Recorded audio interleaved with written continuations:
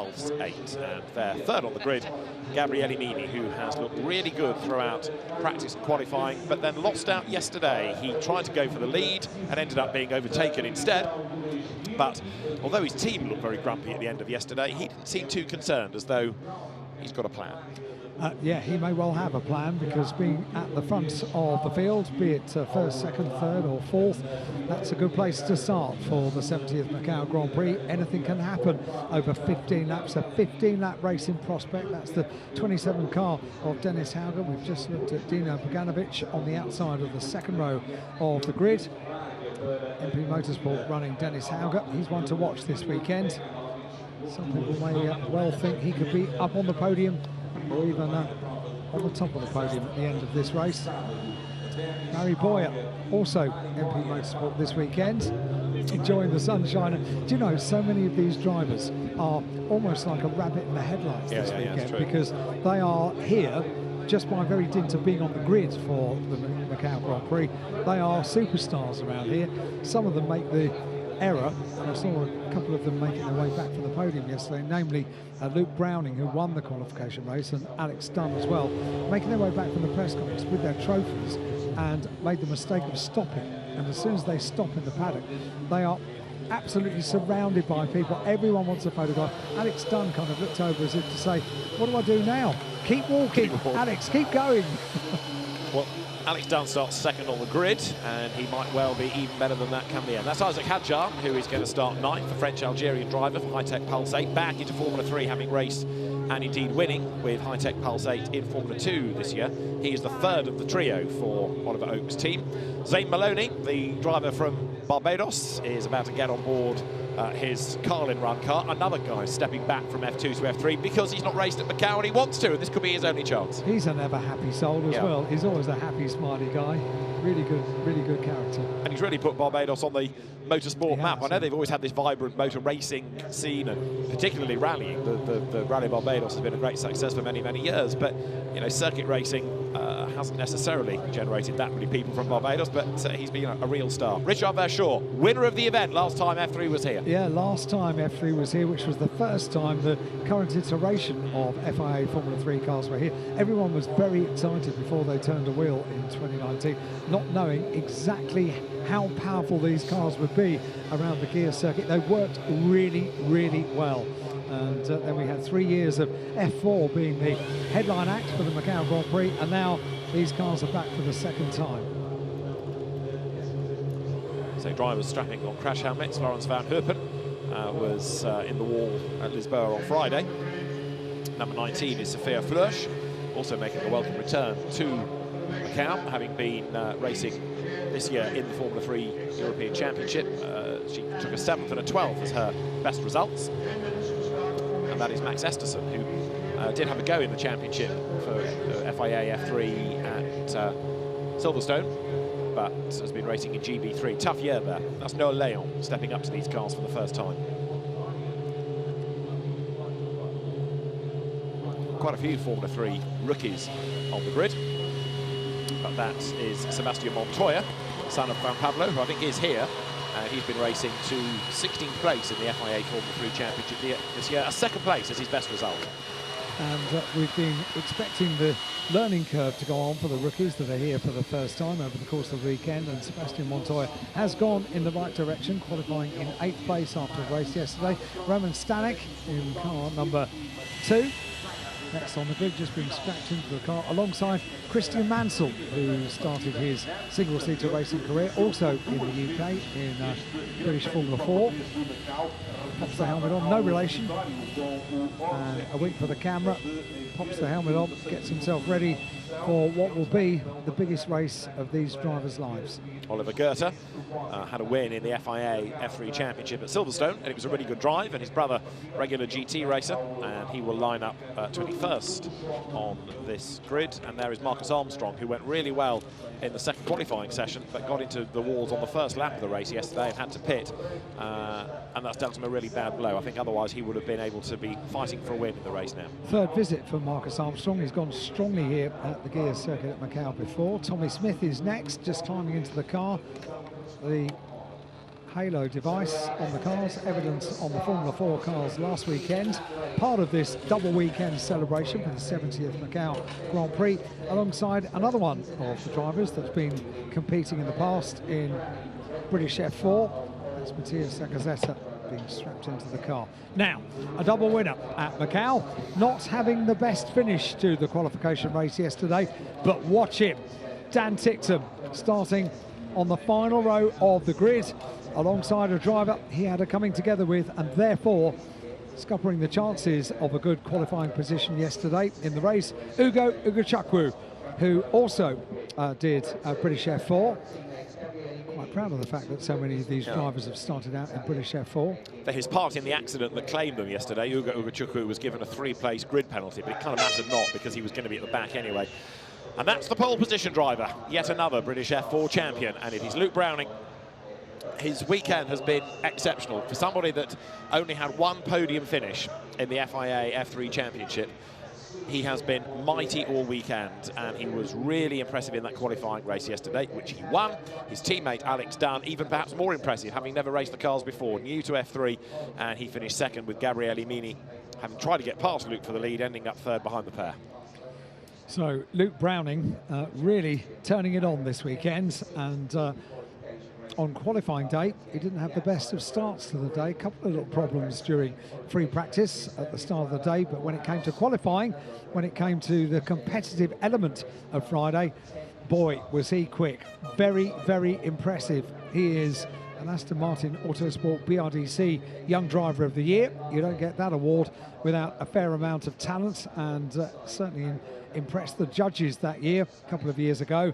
And Luke Browning, his single-seater career could do well to add to the CV, a win at Macau, and in particular for the 70th Macau Grand Prix. The drivers have 4 sets of tyres allocated to them for the weekend, so much of this is about managing tyres, and whether anybody's been able to manage it so that they have a fresh set for the longest bit of the weekend, this 15-lap race, I would doubt, but it is possible. But there's a real mix and match, really, of how many used and how many fresher tyres the drivers have got. They'll try to minimise the life out of some, that's for sure, and try and keep some fresher rubber, if not completely fresh, for this Grand Prix itself. Start of the race yesterday for me was Alex Dunn, and that's the car we're looking at now.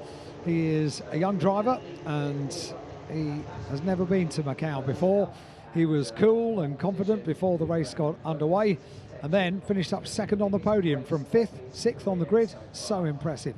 Here's the grid. Here's the way it will line up. Luke Browning and Alex Dunn on the front row of the grid. Gabriele Mini and Dino Boganovic on the second row of the grid. Dennis Hauger and Mary Boyer on the third row of the grid. Paul Aaron and Joseph Marti on the next row of the grid. Isaac Hadjar on row 5 and Zane Maloney on the outside of row 5. Charlie Butts, Richard Verschure, former winner here at Macau, on the 6th row of the grid, and Nikola Zeslov and Lawrence Van Herpen on the next row of the grid. Sophia Flörsch and Maxwell Esteron next on the grid, and Noel Leon, Sebastian Montoya on row 9. Roman Stanek, Christian Mansell, Oliver Goethe, Marcus Armstrong, Tommy Smith, Mattia Sakazeta, Dan Ticktum, and Ugo Ugachukwu completes the 26 cars that take the start of the 70th Macau Grand Prix.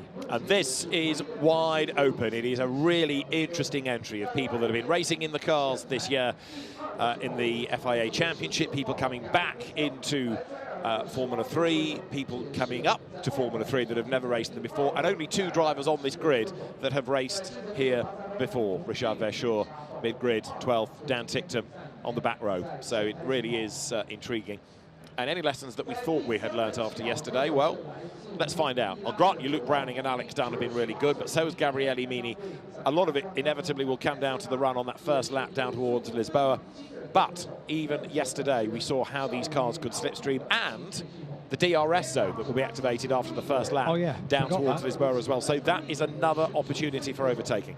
I just wonder whether some of the drivers forgot about that as well, because after DRS was activated yesterday, you still saw them on the run down to Lisboa not using it. So it'll be interesting to see now how things work out. and we get the green flag lap underway, the warming up lap underway in just over 3 minutes time. So personnel being cleared off the grid. They have waited ages for this race today. The build up, the cars have been there for about half an hour.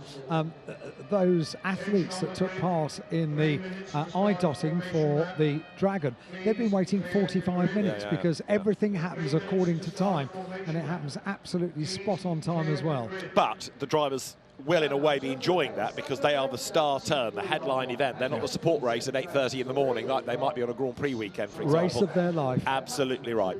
And of course the FIA Formula 3 Championship does go to street circuits, but none are like this. Yes, there are narrow ones, but there aren't any that have the fast, daunting sections that this does. Other than Macau, it is a unique place. The grid is being cleared then. 3-minute board shown. Of course, at the 1-minute board, the engines will fire. They will be released onto that formation lap. The last engineers just staying with the drivers. There at the back of the grid is Dan Tickton for Rodin Carlin. And Dan, no doubt, will be making progress forward, but we'll see exactly what progress can be made, because it ain't going to be easy, that is for certain. But amongst the three at the front, it is going to be a fierce fight for sure. Question, how high will Dan Tickton go? 12th. Okay.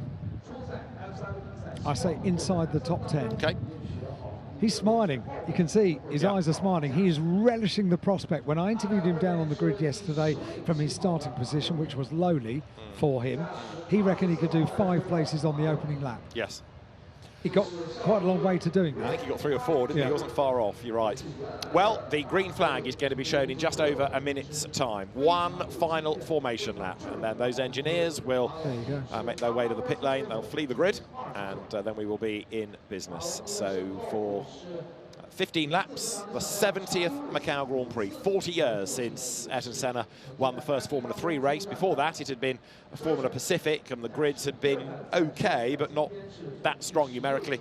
And the late and much missed Barry Bland was tasked with putting together a Macau Grand Prix worthy of the name with Formula 3 machinery, and look what he created. It has gone from strength to strength, Engines, and he's much missed. Engines firing up now, David. Sorry to interrupt. We are less than 1 minute away from the green flag lap and the all-important reconnaissance lap that will get heat into the tyres. The final few members of the team leave the grid.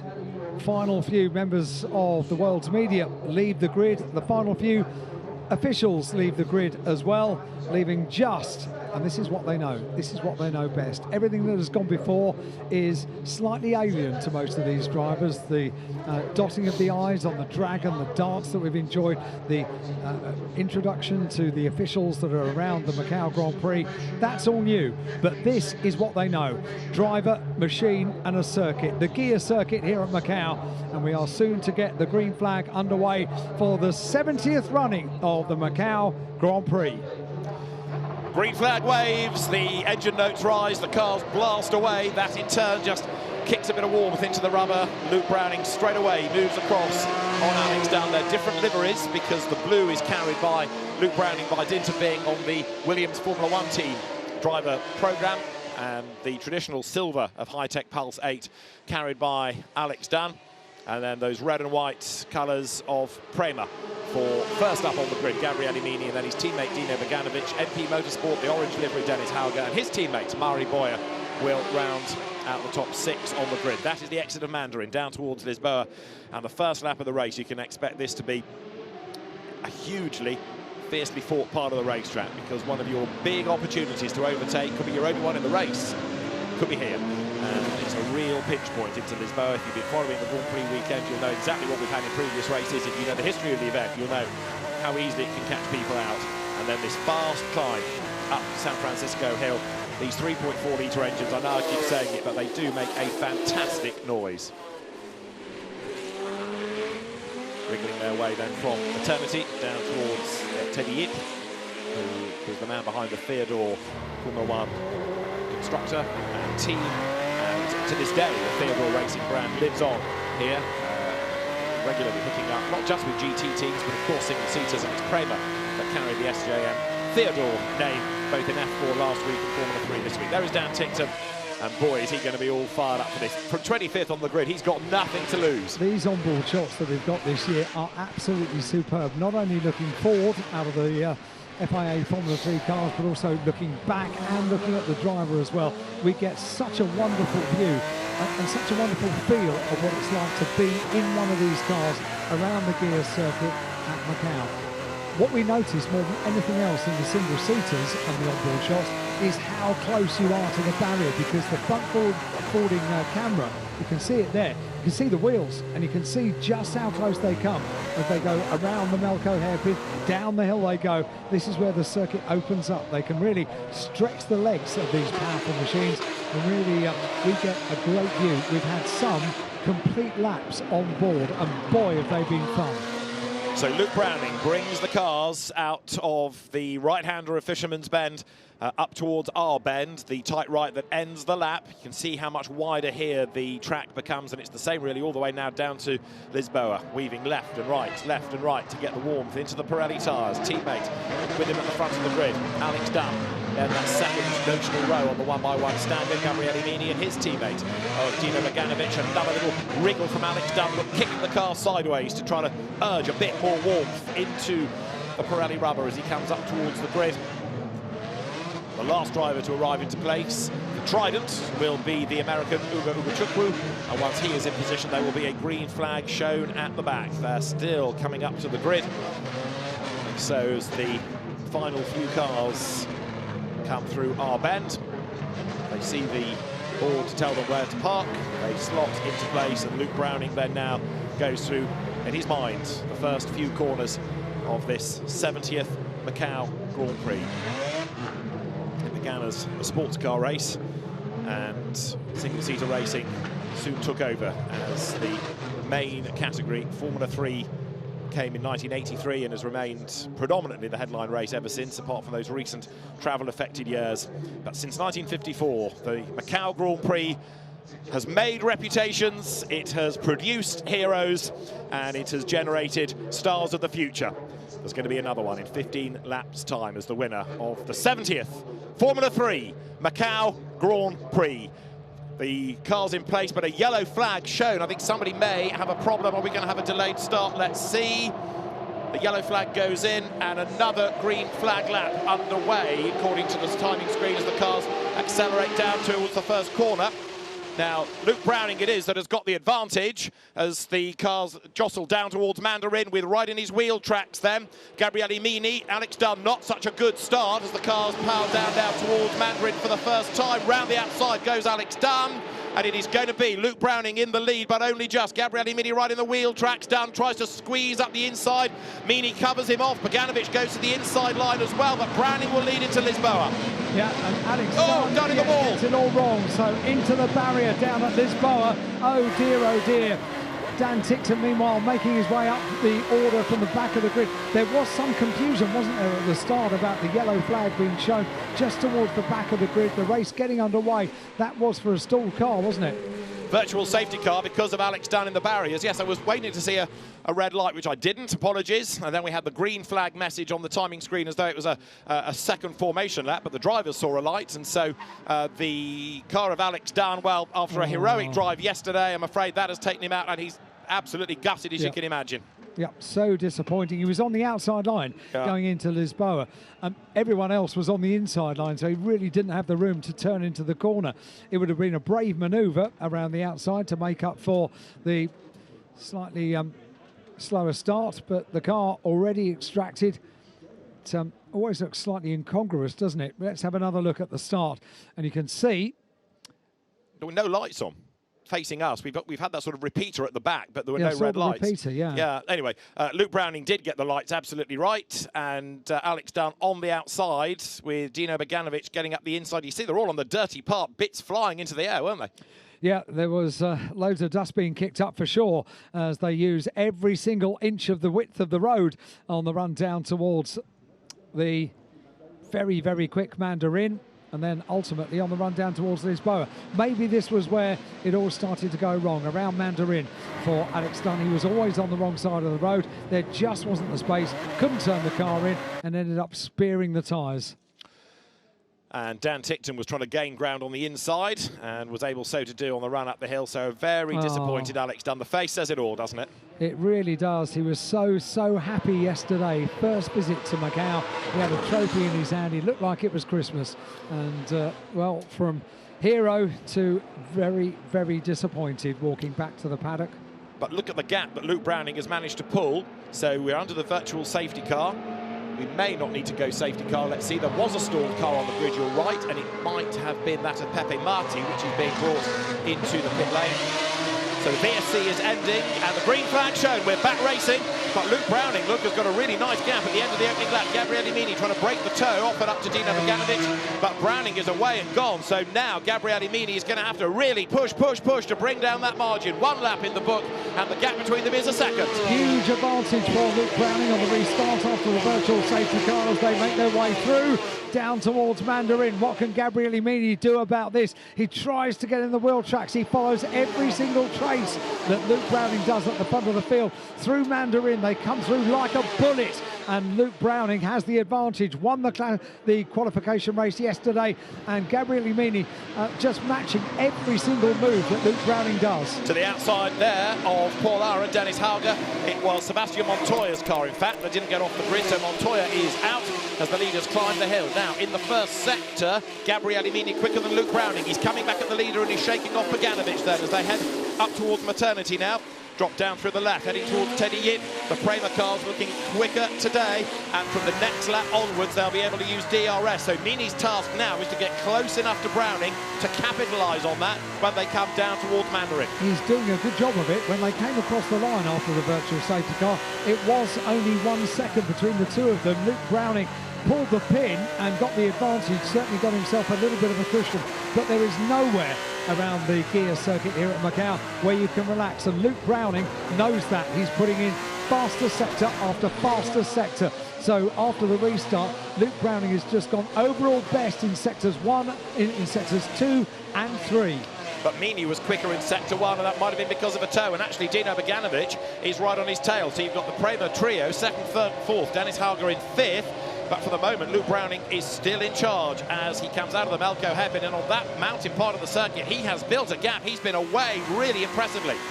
Certainly has 3 consistent fastest sectors for Luke Browning, the race leader. Sector 2, Sector 3, Sector 4, purple for Luke Browning, and Luke Browning, the winner of the race yesterday, so far is doing everything right. Look at the gap. Look at the gap that Luke Browning has. That is mighty impressive. Gabriele Mini has got his teammates right there behind in the mirror. The gap is now 2 seconds between first and second, so an extra second over 1 lap gained by Luke Browning. That is mighty impressive. And he's out of DRS range, so there's nothing Mini can do. And if anything, Gabriele Mini might get done now by teammate Beganovic. He'll be close enough to use the DRS, potentially on the way down to Lisboa. Here they come. So Luke Browning there building the gap. Beganovic goes to the outside line there, diving into Lisboa. He's done it. Through he goes. Dino Beganovic is through, but is he going to make the corner? He turns in. He's in the wall. Beganovic is off from 2nd place into the tyres. Race over for Dino Beganovic. He just got storming through to 2nd place, but he couldn't get the car slowed down. No, it was a hero move, but unfortunately it didn't finish in a hero way. So exactly where Alex Dunn finished up, puncturing the tyres at Lisboa. And unfortunately, the number 8 car of Dino Beganovic is right there. So if we look back from Gabriele Mini's car, we will see this manoeuvre being started by Dino Beganovic. He looks over, you can see the car, it stays in the tyres, and Gabriele Mini says, that was my place, I've got it back, thanks very much. It's almost like putting a banana skin there, isn't it? You know, the drivers use that DRS, they think, great, I've got all this extra speed, I've gained a place, and then suddenly, no! And they know what's coming, and you can see there Beganovic locking up, and off he went. So the DRS, if you're going to use it, you're going to have to be careful with, because the extra speed you carry into the corner is mighty. We've got another VSC, so our 2nd virtual safety car. So again, the pace slows, but no actual safety car, so the gaps don't close. Green Crane is very busy so far in this 70th Macau Grand Prix, and Luke Browning under the virtual safety car slows the pace, so too does Gabriele Mini. Dino Beganovic could have been a real hero there, couldn't he? It doesn't take long, does it, to recover the car of Dino? So the virtual safety car is ending. Oh dear. That's what it means, isn't it? Yeah. The trudge. The trudge back. Right, VSC ends. That yellow flag is the permanent one on the approach to Melco, so don't worry necessarily about that, as we are about to get the green flag shown, and we're back racing, and Luke Browning comes out of Melco hairpin. So now Gabriele Mini is going to have Paul Aron behind him. He could do is shaking him off if he can over the last couple of corners, but equally he needs to go after Browning, the race leader. He's got to get within the second of him to even think about DRS, but he's also just seen the perils of using that on the run down towards Lisboa. So here they come. The gap was 2 seconds. It does look as though Mini might be marginally closer, but let's see. Yeah, I reckon to the eye that's what it looks like. Let's see what it is when they cross the timing beam. It was 2 seconds. It is now 1.1. So 1.1 the gap between the race leader Luke Browning and second place Gabriele Mini. So if he can just find a 10th on this run to Mandarin, he'll be there or thereabouts to use DRS, won't he? Through the right-hander they come. In third is number 10, Paul Aron. Dennis Harger is fourth. Fifth is Murray Boyer. Sixth is Pepe Marti. And out of Mandarin down to Lisboa. This is where Gabriele Mini needs to close. You can see them jinking left and right to break the slipstream of the car behind. They are bunching up in the lead as they break for the corner, with Aron under attack from Harger, and a big dive there on the outside line from Charlie Wirtz, but he can't get past Pepe Marti. On the run up towards San Francisco, the right-hander takes them up the hill. Quite a hill is San Francisco Hill, but Luke Browning now has to keep this very neat, very tighter. And Charlie Wirtz has had a good race, hasn't he? Come up the order, starting in 11th place with Charlie. He's up to 7th. And bear in mind, we've had 2 virtual safety cars. Gabriele Mini 4/10ths quicker than Luke Browning with that toe in the first sector. The VRS will be activated on the next lap. DRS, I should say. I'm looking at a board that says VSC activated. I don't think the timing screen means to produce that. It means DRS. Right, third and fourth go through. Aron ahead of Hauger. And now he's had a think about it. It does say DRS. It's through all of us.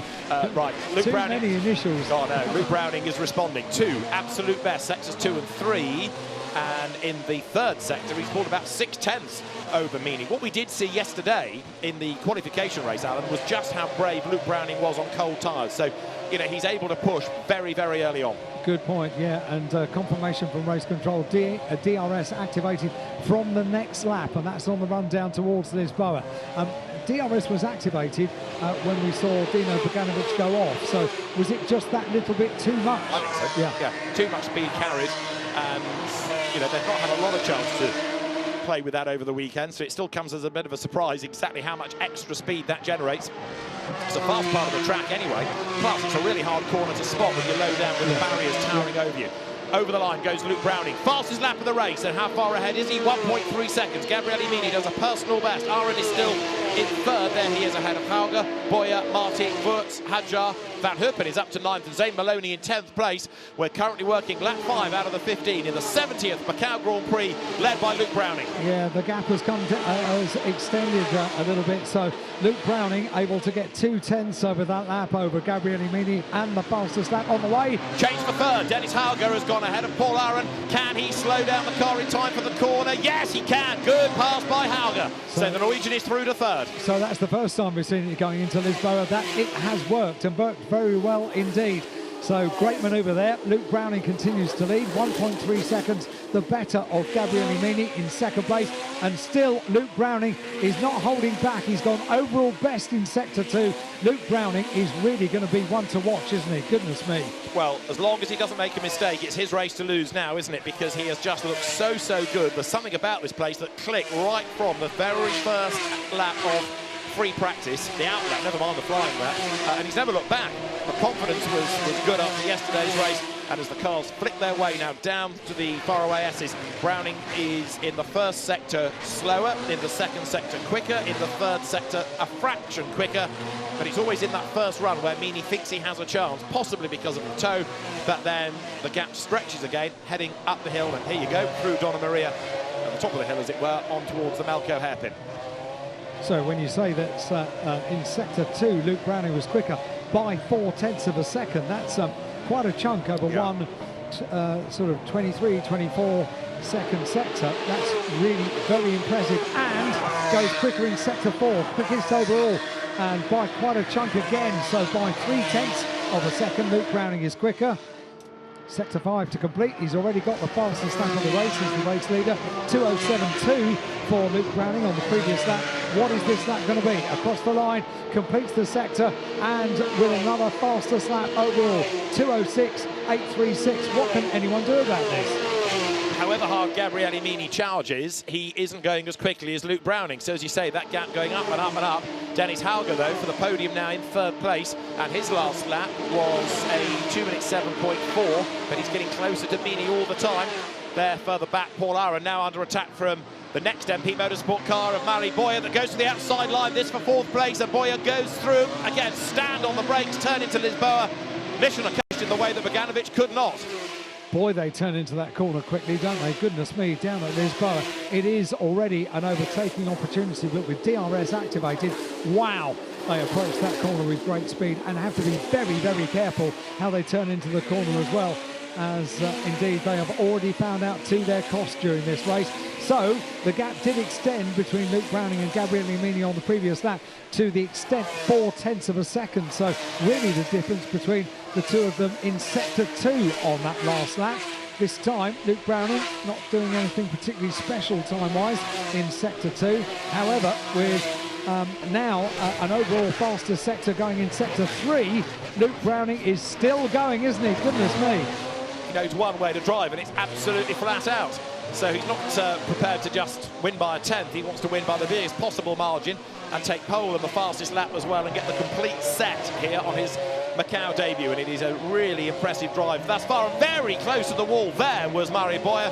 That was cigarette paper width, but he got away with it and comes down towards Melko just ahead of Paul Aaron. And Aaron might well be under attack soon from Pepe Marti behind him. Let's have a run down the order then. Luke Browning, car number 11, it is that leads. In second place, Gabriele Mini in car number 9. Third place, number 27, Dennis Hauger. Paul Aaron in car number 10 in fourth place. Mari Boyer in car 28 is fifth. And Joseph Marti in sixth place in car number 15. Charlie Verts having a great first part of the race, making up loads of places. He's got as far as 7th. Beyond 7th is proving difficult. It is a little bit, isn't it, as Aaron goes through then. But the lead gap, 1.8 seconds. It's still creeping up between them with now 6 laps done. And the next fight, let's see, Mari Boyer, number 28, getting away from Paul Aaron. There are the race leaders. And once again, the situation between the two is that in sector 1, Gabriele Mini is that little bit closer again.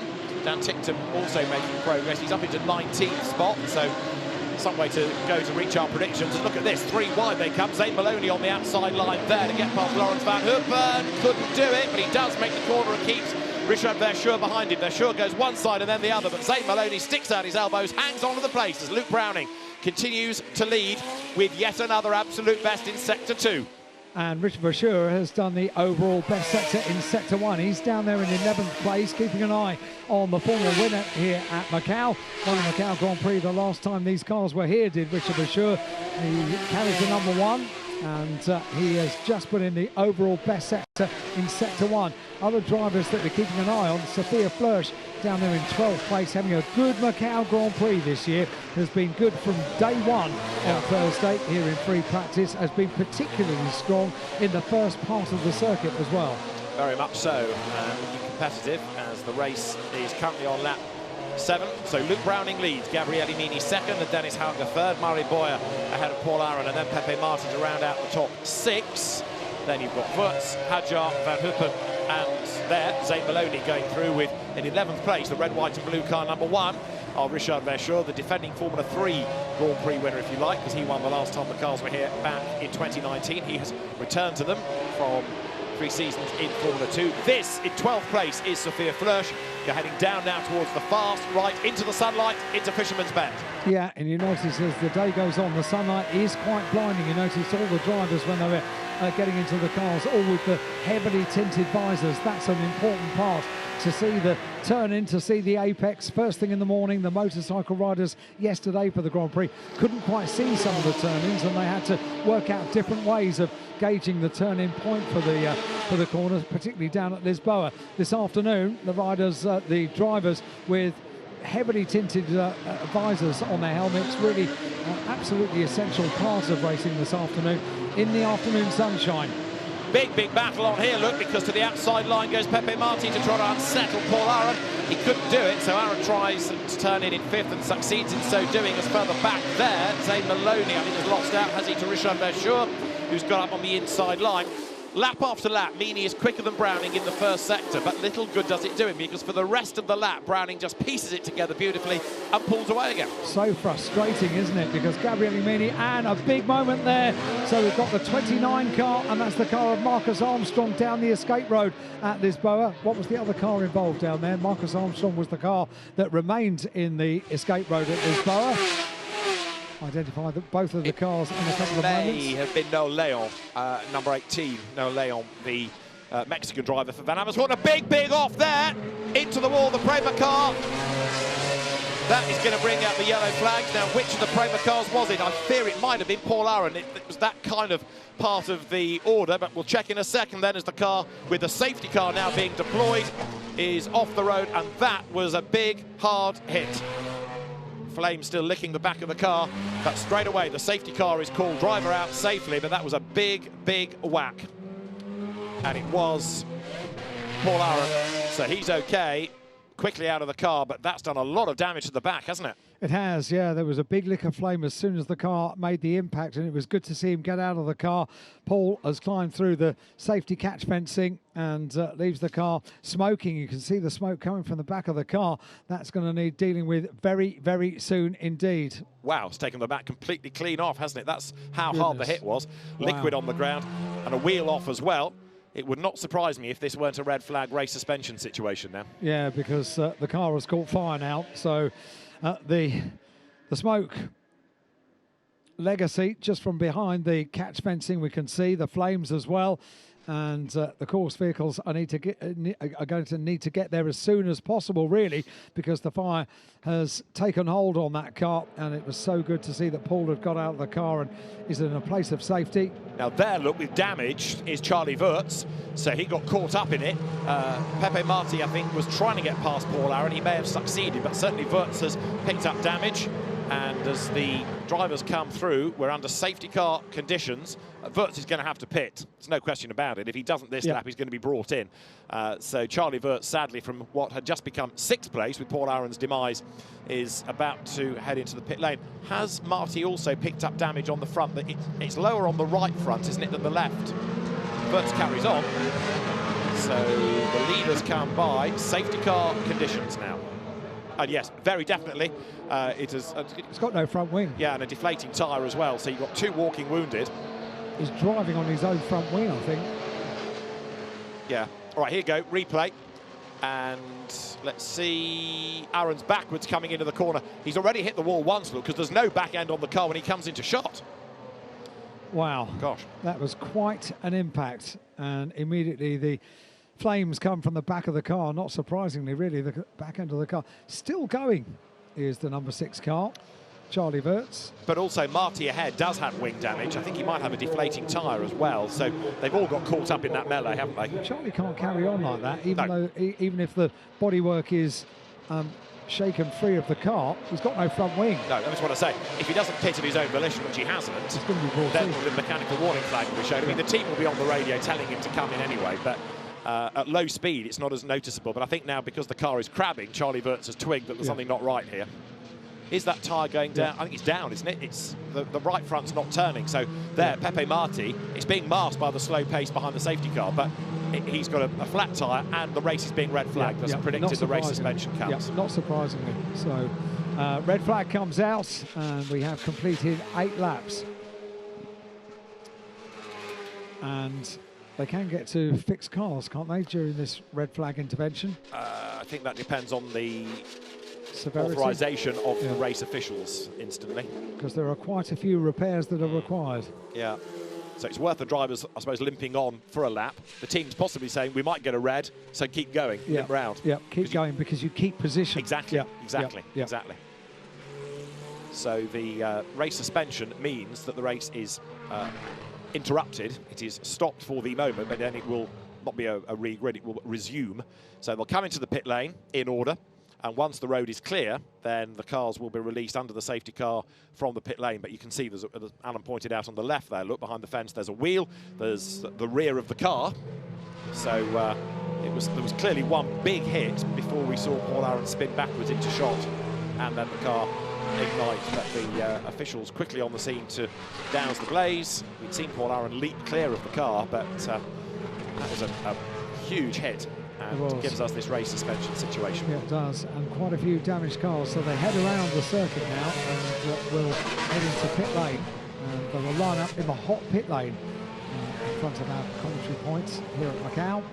8 laps complete for the Formula 3 Macau Grand Prix, the 70th Macau Grand Prix, the 40th year that we've run this event since Formula 3 cars became the order of the day for the Macau Grand Prix. That race won in 1983 by one Ayrton Senna. And when you look down the winners of the Macau Grand Prix, well, there are so many names. It's a who's who of world champions in Formula 1. It's just wonderful to win here at Macau. I think Macau was always one of Ayrton Senna's proudest moments, really. It's one of those bookmarks in the career. Only came here the once, won it, ticked it off the list, onto Formula 1.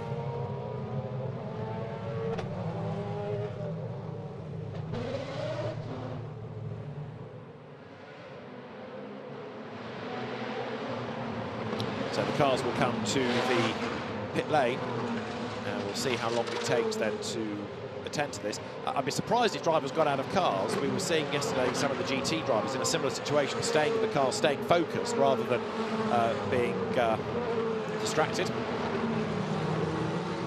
So let's see, the car will be retrieved as quickly as. It's not so much the recovery of a car, and there, because it was a wall that was hit, there's not a lot of barrier damage necessarily to attend to. It's more any liquid on the road and any fire extinguisher that's down. But I'd love to know how it all started. We only saw that secondary impact. I'm not sure we will. No. You know, I'm not sure we will. We have a finite number of cameras around the circuit, and they can sometimes only look in one place at one time. So potentially we're not going to see what happened before that. I'm sure we'll have photographs that will, in due course, make it into public domain, but whatever it was a big accident. Not surprising as well. We say when Macau bites, it can bite really hard, and it's never quite as noticeable as when you're in a Formula 3 car. Here's a look back to the start, and we had that question mark over the start lights, didn't we? But the race was underway. A good start from Luke Browning. You've got to be ready to go, haven't you? Goodness me. And they on the run down towards, you see a bit of body work and all sorts of bits flying up in the air when they get on the dirty part of the circuit, with the run down through Mandarin down towards Lisboa.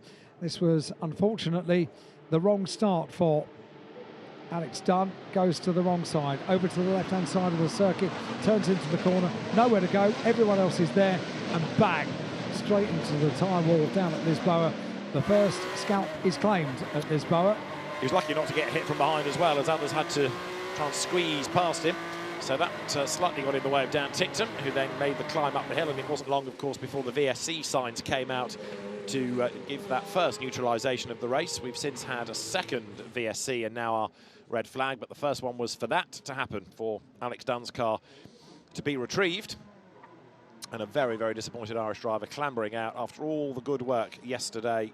Gone at turn 3. It was so disappointing to see his face today compared to 24 hours ago, when he had just a hero race to finish up on the podium and take away silverware. So the highs and lows of motorsport, once again, it's a learning curve for these young drivers, and I think overall, when he looks back at this weekend, he can be extremely proud of what he has achieved. Well, yes, indeed. So 9 laps are completed out of the 15. And when the race resumes, whenever that will be, obviously we'll start on to lap 10. And Luke Browning will continue. Drivers, in some cases, do jump out of the cars. There is Zane Maloney, who, as I've been saying, has put Barbados on the motor racing map, and shielding himself from the sun. Gabriele Mini, helmet off. But, of course, for the Prema team, mixed emotions now, because they've lost 2 of the 3 cars. And it's Gabriele Mini who is upholding the team honour, but he just does not seem to have had an answer at the moment to Luke Browning. So the Bramer car, second place. There in number 21 is Lawrence van Heupen. Further down the order, number 27 there. That is Dennis Hauger. That's the man in third place right now.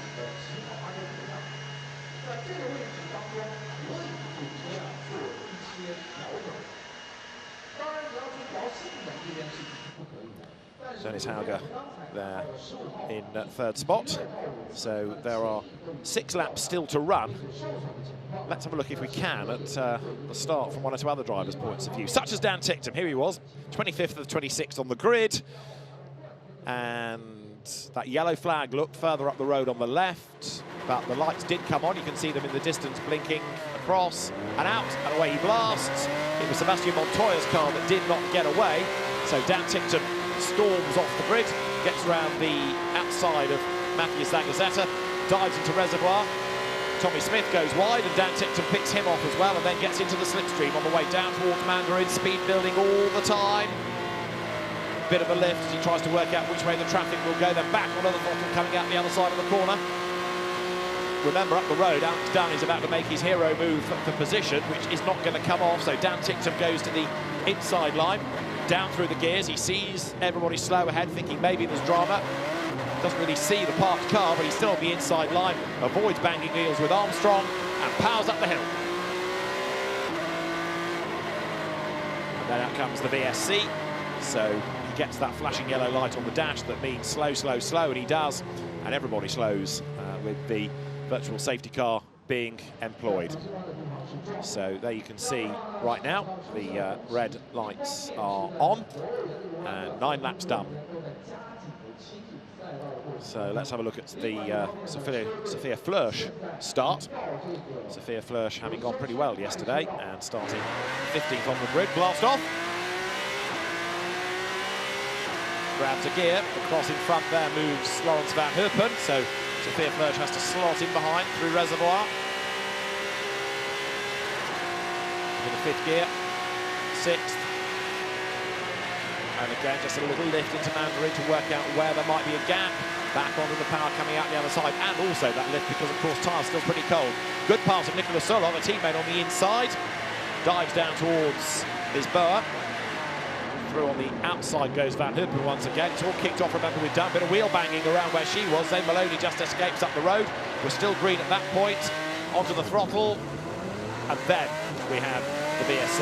Good stop by Gabriele Mini, but he was not good enough to get ahead of Luke Browning. It did put him ahead though of Alex Dunn, but this is going to be really interesting because we might now see exactly what Alex did from a different perspective. So look, Mini knew what he needed to do. That was get into the slipstream of Browning. There he is, heading into Mandarin. Barely a lift through the right-hander. Browning covers off the inside line. Again, he's trying to break the toe. Mini gives a toe to both Bogdanovic and Dunn. So look left as he breaks for the corner. Alex Dunn is about to come storming up on the outside. In fact, you don't see him, but he's in the wall by now. And out of the corner, I think Gabriele Mini seems to back out of that rather sooner than others with the VSC. So that's in part what cost him some time to Luke Browning, but he didn't seem to stay on the throttle for as long as others did going up the hill, and he was further ahead, of course. So as the VSC came out, he would have been further up San Francisco Hill. So that's a little bit odd that he seemed to be backing out of it quite soon. So the fans are waiting cars back on track.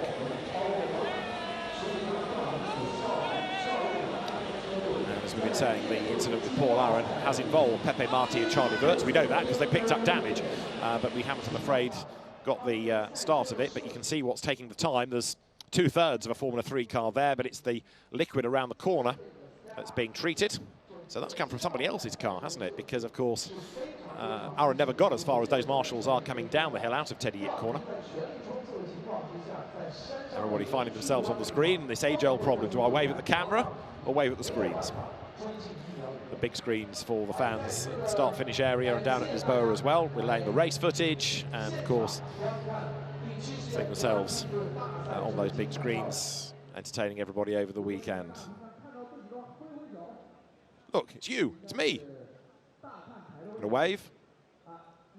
and then people look left and right. Extensive repair and cleaning required on track, we are told. Extensive repair. So this might be quite a long stoppage. That's the suggestion.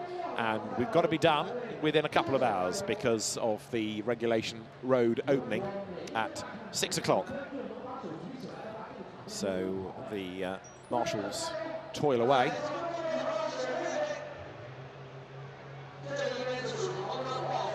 Confirmation of the race control message, extensive repair on track. So let's, while we wait for work to be done, let's go to the pits and join Alan Hyde. Chance to get down to the pit lane, and of course all the drivers pretty much keeping themselves controlled and focused, ready for when they are told they can get back out on the circuit. So let's just take a walk down here and see Luke Browning underneath the umbrella, keeping himself cool in the shade. The team are standing by, so Luke Browning, I'll carry on walking. I'm not going to go to chat to Luke Browning. Next we come to Gabriele Mini, who has his helmet off, is in the cockpit of the car. So I wonder if I might be able to, no, I get told the team don't want me to have a chat to him. So Gabriele Mini, I think he would probably have a chat to me, but the team are pretty keen to, no, I didn't ask him, I promise. They just didn't let me in. So let me carry on walking down. The team talking to Dennis Hauger over here. There are a couple of drivers that are out of the car, and Barry Boyer just standing there talking to the team. Some of them are electing to get out of the cars and take their helmets off just to get a little bit of fresh air, because it's hot today. It's really warm here at Macau, and Pepe Marti, he's out of the car and just popping his helmet back into the car. Do you know where we might be able to get a chat? We might be able to get a chat with Charlie Volz, and is he around? Certainly the car, if we look down there, just a quick look down there, we are all good for the front of Charlie Volz's car. And see if we can, yeah, a few of the drivers are getting the opportunity to have a conversation. Volz has been having a really good race up until this point, but he's just having a conversation, and I don't want to interrupt, but I wouldn't mind having a chat to Charlie once he's finished this conversation down in the pit lane. I'm going to stand by and not interrupt. This is the most important thing for the drivers in this break, is to maybe get the chance to discover exactly what has happened so far. But there we go. I wonder if I can, because Alex is standing by. He's having a conversation as well. So Alex Bertz here all weekend, supporting Charlie, of course. Yeah, I'm going to be trying my very best to walk all the way down. Charlie, can I have a quick word? I think the answer to that is probably going to be no, but he's still involved in this conversation. Okay, well, I'm not going to wait there forever. I'm going to carry on walk. Where is he? Let's have a look. Where is Dan? Dan, I thought you'd talk to me, of all people, down in the pit lane. I haven't spoken to you about yesterday.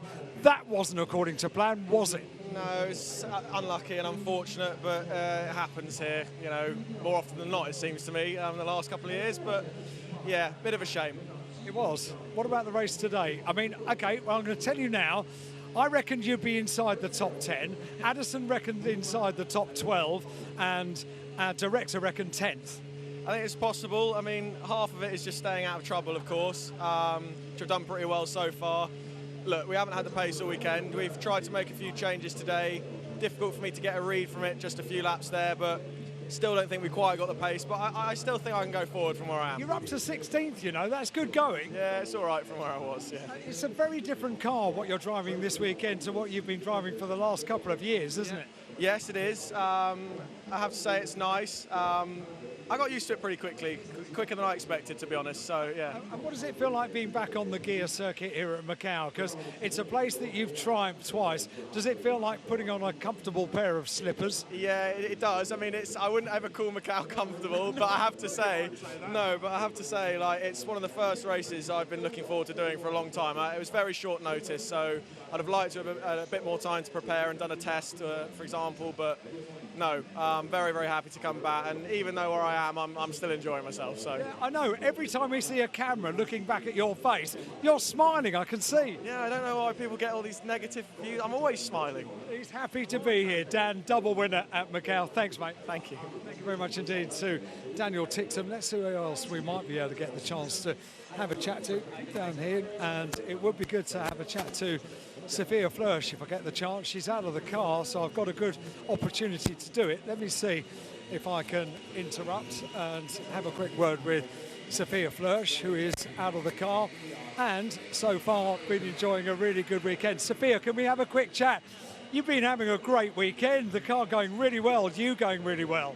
Yeah, thanks. Yeah, well, we're really happy to be back here in Macau. You know, it's a really special place in so many ways. And it's been some time since 2019, but we're working hard. 3 practice sessions went good. Quali was a little bit unlucky, but yeah, now we'll see from P11 where we finish the race. You started 19th, you're up into 11th place, isn't it? Yeah, yeah, it's going good so far. You know, in Macau, you just have to stay calm and clean. So, yeah, we'll see what we can do in the last 6 laps. The good thing as well is that you know these cars. Yeah, true. So I raced with FIA F3 this year with PHM in Europe. And yeah, obviously when it was announced that Macau was going to happen again, I was like, okay, I need to go there. Did you say, is it right that I read that you said that this is one of your favourite circuits anywhere in the world? Yes, I think every single racing driver who raced here loves it, and so for me, I mean, the city centre is just insane in Formula 3. It's so quick, and it really comes down to details here, to really small details, so it's always special to come here again and see so many fans as well. Keeping your concentration during a break like this, how do you do it? How do you keep focused?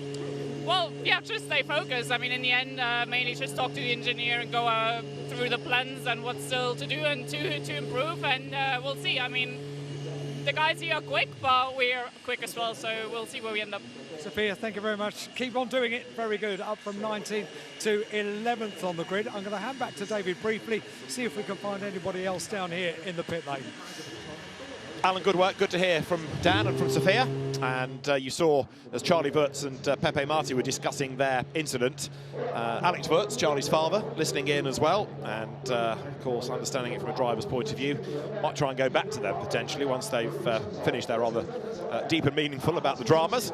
In the meantime, the most recent message from Race Control is the announcement of the restart time will be announced soon.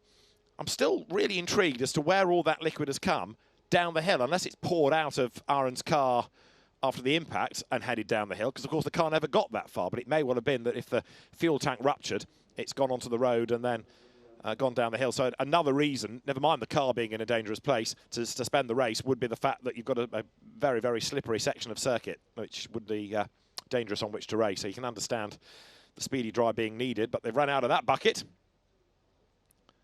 So there, more of it. Now this is on board with Sophia Flörsch. You can see the tyre marks, you can see a wheel off. Look to the right, there's the wheel in the road, or the tyre that's come off the rim. There's another big witness mark on the road. And as Sophia Flörsch gets into the corner, by this stage, Aaron's car, well, there's the first bit. There's the rear wing and the rear wheels, and a nose cone.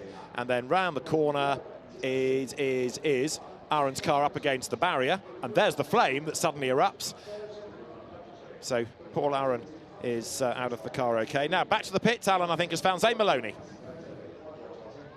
On the grid this year for the 70th Macau Grand Prix have started their single-seater career back in the UK.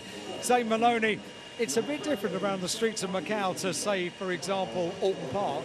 Yeah, for sure. I mean, it's been a great weekend so far.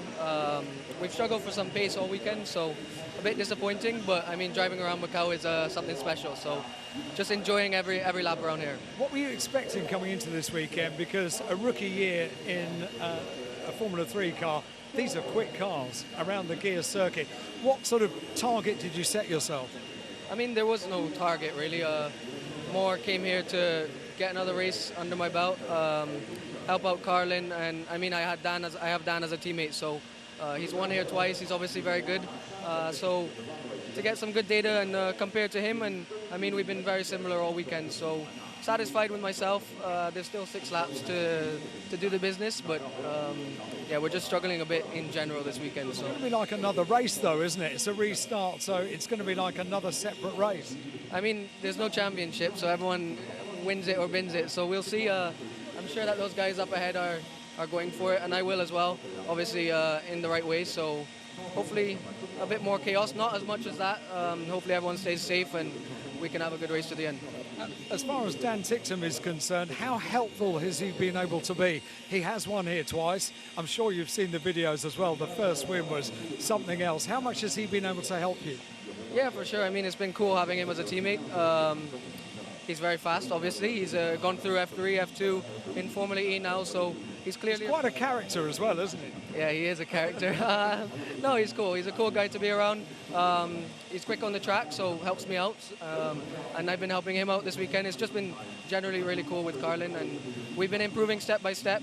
I wish we were back here next weekend to show something else. Yeah, you see, the trouble is, once you get the bug to be here at Macau, you have to wait another year to do this.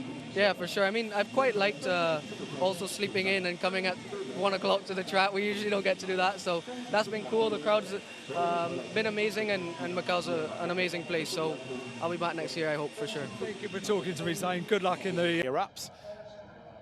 So Paul Aaron is out of the car okay. Now back to the pits. Alan, I think, has found Zane Maloney. On the grid this year for the 70th Macau Grand Prix have started their single-seater career back in the UK. Zane Maloney, it's a bit different around the streets of Macau to, say, for example, Alton Park. Yeah, for sure. I mean, it's been a great weekend so far. We've struggled for some pace all weekend, so a bit disappointing, but I mean, driving around Macau is something special, so just enjoying every lap around here. What were you expecting coming into this weekend? Because a rookie year in a Formula 3 car, these are quick cars around the gear circuit. What sort of target did you set yourself? I mean, there was no target really. More came here to get another race under my belt, help out Carlin, and I mean, I have Dan as a teammate, so he's won here twice. He's obviously very good. So to get some good data and compare to him, and I mean, we've been very similar all weekend. So satisfied with myself. There's still 6 laps to do the business, but yeah, we're just struggling a bit in general this weekend. So It's going to be like another race, though, isn't it? It's a restart, so it's going to be like another separate race. I mean, there's no championship, so everyone wins it or bins it. So we'll see. I'm sure that those guys up ahead are going for it, and I will as well, obviously in the right way. So hopefully a bit more chaos, not as much as that. Hopefully everyone stays safe and we can have a good race to the end. As far as Dan Ticktum is concerned, how helpful has he been able to be? He has won here twice. I'm sure you've seen the videos as well. The first win was something else. How much has he been able to help you? Yeah, for sure. I mean, it's been cool having him as a teammate. He's very fast, obviously. He's gone through F3, F2 in Formula E now, so he's clearly... He's quite a character as well, isn't he? Yeah, he is a character. No, he's cool. He's a cool guy to be around. He's quick on the track, so helps me out. And I've been helping him out this weekend. It's just been generally really cool with Carlin, and we've been improving step by step. I wish we were back here next weekend to show something else. Yeah, you see, the trouble is, once you get the bug to be here at Macau, you have to wait another year to do this. Yeah, for sure. I mean, I've quite liked also sleeping in and coming at 1 o'clock to the track. We usually don't get to do that, so that's been cool. The crowd's been amazing, and Macau's an amazing place, so I'll be back next year, I hope, for sure. Thank you for talking to me, Zane. Good luck in the restart of the race. Zane Maloney down here in the pit lane. Alan, thanks very much. We understand that it's going to be a very long repair time because the guardrails have to be changed at turn 12, which is a pile. So that fast downhill section is where the guardrail is going to have to be worked upon. The fans of the grandstand spotted themselves are cheering, and their patience will be required here. Long repair time, we are told, as the race time carries on ticking. But as we've made the point already, the roads open at 6 o'clock, come what may. So the liquid has been treated, but it's the barriers where Paul Aaron went in that is now taking the attention. So that looks as though the accident started sort of at the bottom of the hill and finished at the top, doesn't it? So it's if that was the first whack, and took off the wheel and the wing, and then the car carried on going up the hill. I'm absolutely fascinated to know how it did that and how it got there, but until we can get hold of Paul Aaron, maybe the answer will remain a mystery unless Charlie Wurtz or Pepe Marti can shed light. Let's go back down to the pit lane. Alan is terribly busy working to find drivers. So we need to find out what happened to Charlie Wurtz. He was driving around with a damaged front of the car. We didn't see what happened. Charlie, can you explain what did happen? Yeah, we were having a really good race from P11 to P6, and I just came around the corner flat and I saw Paul was crashed and the car split in half and on flames, and out of instinct I braked and the rears locked up and I went into the wall, and it's just really unlucky because the car was amazing, the team did an amazing job, we had a good race, and I think the gearbox is broken. We're going to work our best and see if we can get back out, but yeah, we really have to see. It's not looking too promising at the moment. Your race was going absolutely brilliantly up until that point, wasn't it? Yeah, exactly. I mean, we didn't get a lap in quali, but we were P18 in quali, and we went from P18 to P11 in the qualifying race, P11 to P6. It was looking really good, and then it's just so unlucky. It was not my fault in the end, not my mistake. It was just avoiding crashing into someone else. And it's just really frustrating, and frustrating for the team as well, because I wanted to do a good job for them, my sponsors and stuff, but yeah, just super frustrating, and yeah, we have to see if we can get back on track. Are they allowed to work on the car here and now? What's the rule? Yeah, but I think it'll be quite a lot of work to... I was going to say, gearbox. Yeah, so we have to wait and see if it's possible or not. I can feel your disappointment, because when you are having such a strong weekend, yeah, and now it's the big race. Yeah, exactly, so yeah. I'm going to see if I can chat to Alex as well. Thank you very much indeed, Charlie. So that maybe explains a little bit more. Alex is standing at the front of the car. It might be good to get the perspective of Alex. Let me see if I can go to the front and maybe get a quick word with Alex Wurtz. And Alex, can we have a chat? You've known motorsport from so many different perspectives. What is the perspective for this weekend for you? That's a tough question right now, but the perspective looked pretty good. But Charlie came around the corner, and I think Aaron in front of him was already sliding. And in order not to T-bone him, he had to avoid and clip the wall by avoiding the spinning car. And this is one of the things, there's nothing you can do. It's really unfortunate. I feel sorry for him and the Jenser team, because they done a stellar job. Was very fast, and he saved the tires well. But anyway, we know Macau. I've been in crashes myself. I just don't look forward for the repair bill. From your experience, how would you describe Macau if you were asked to describe it in 3 words? Absolutely mega cool. It is amazing, isn't it? It's a gift of a circuit, because there really isn't anywhere else like this in the world for a driver, is there? Yeah, well, thanks for asking these questions to take my mind off the disappointing race situation. But for all of you at home watching, Macau is maybe the track for any driver. Everyone looks up to this circuit in full awe. It's so amazing. You get into a zone which nowhere else you get. Monaco feels like a highway compared to Macau. And it is here where the stars of the future are shining first. And for a right reason, because the way to drive this circuit, the car control you learn, is just extraordinary. And I'm so happy for these young kids that they can experience that. I like the fact that I've taken your mind off the unfortunate situation that we've got at the moment, because you just came alive talking about this as a driver. Is it more difficult as a driver or as a father? Definitely as a driver. I can handle my emotions. Of course, sometimes you're nervous as a dad, but I fully trust Charlie. I trust the other drivers. They are really well educated in the sense of having a lot of miles. The FIA championship here, the World Cup, is an extremely high level.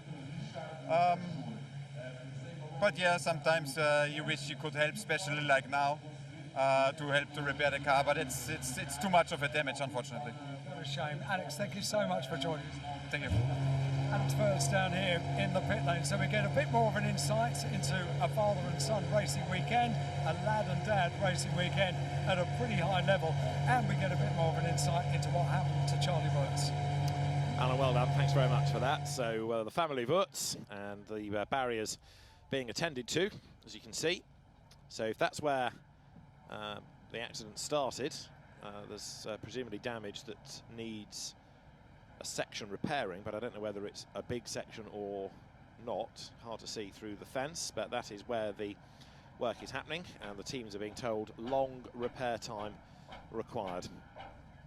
But if that's where it all started, and we know where the car ended up, then that was quite a moment, wasn't it, for Paul Aron? And the best news of all is that he was out of the car safe and sound, but it might also have been that it was at that part of the circuit that the hard hit came from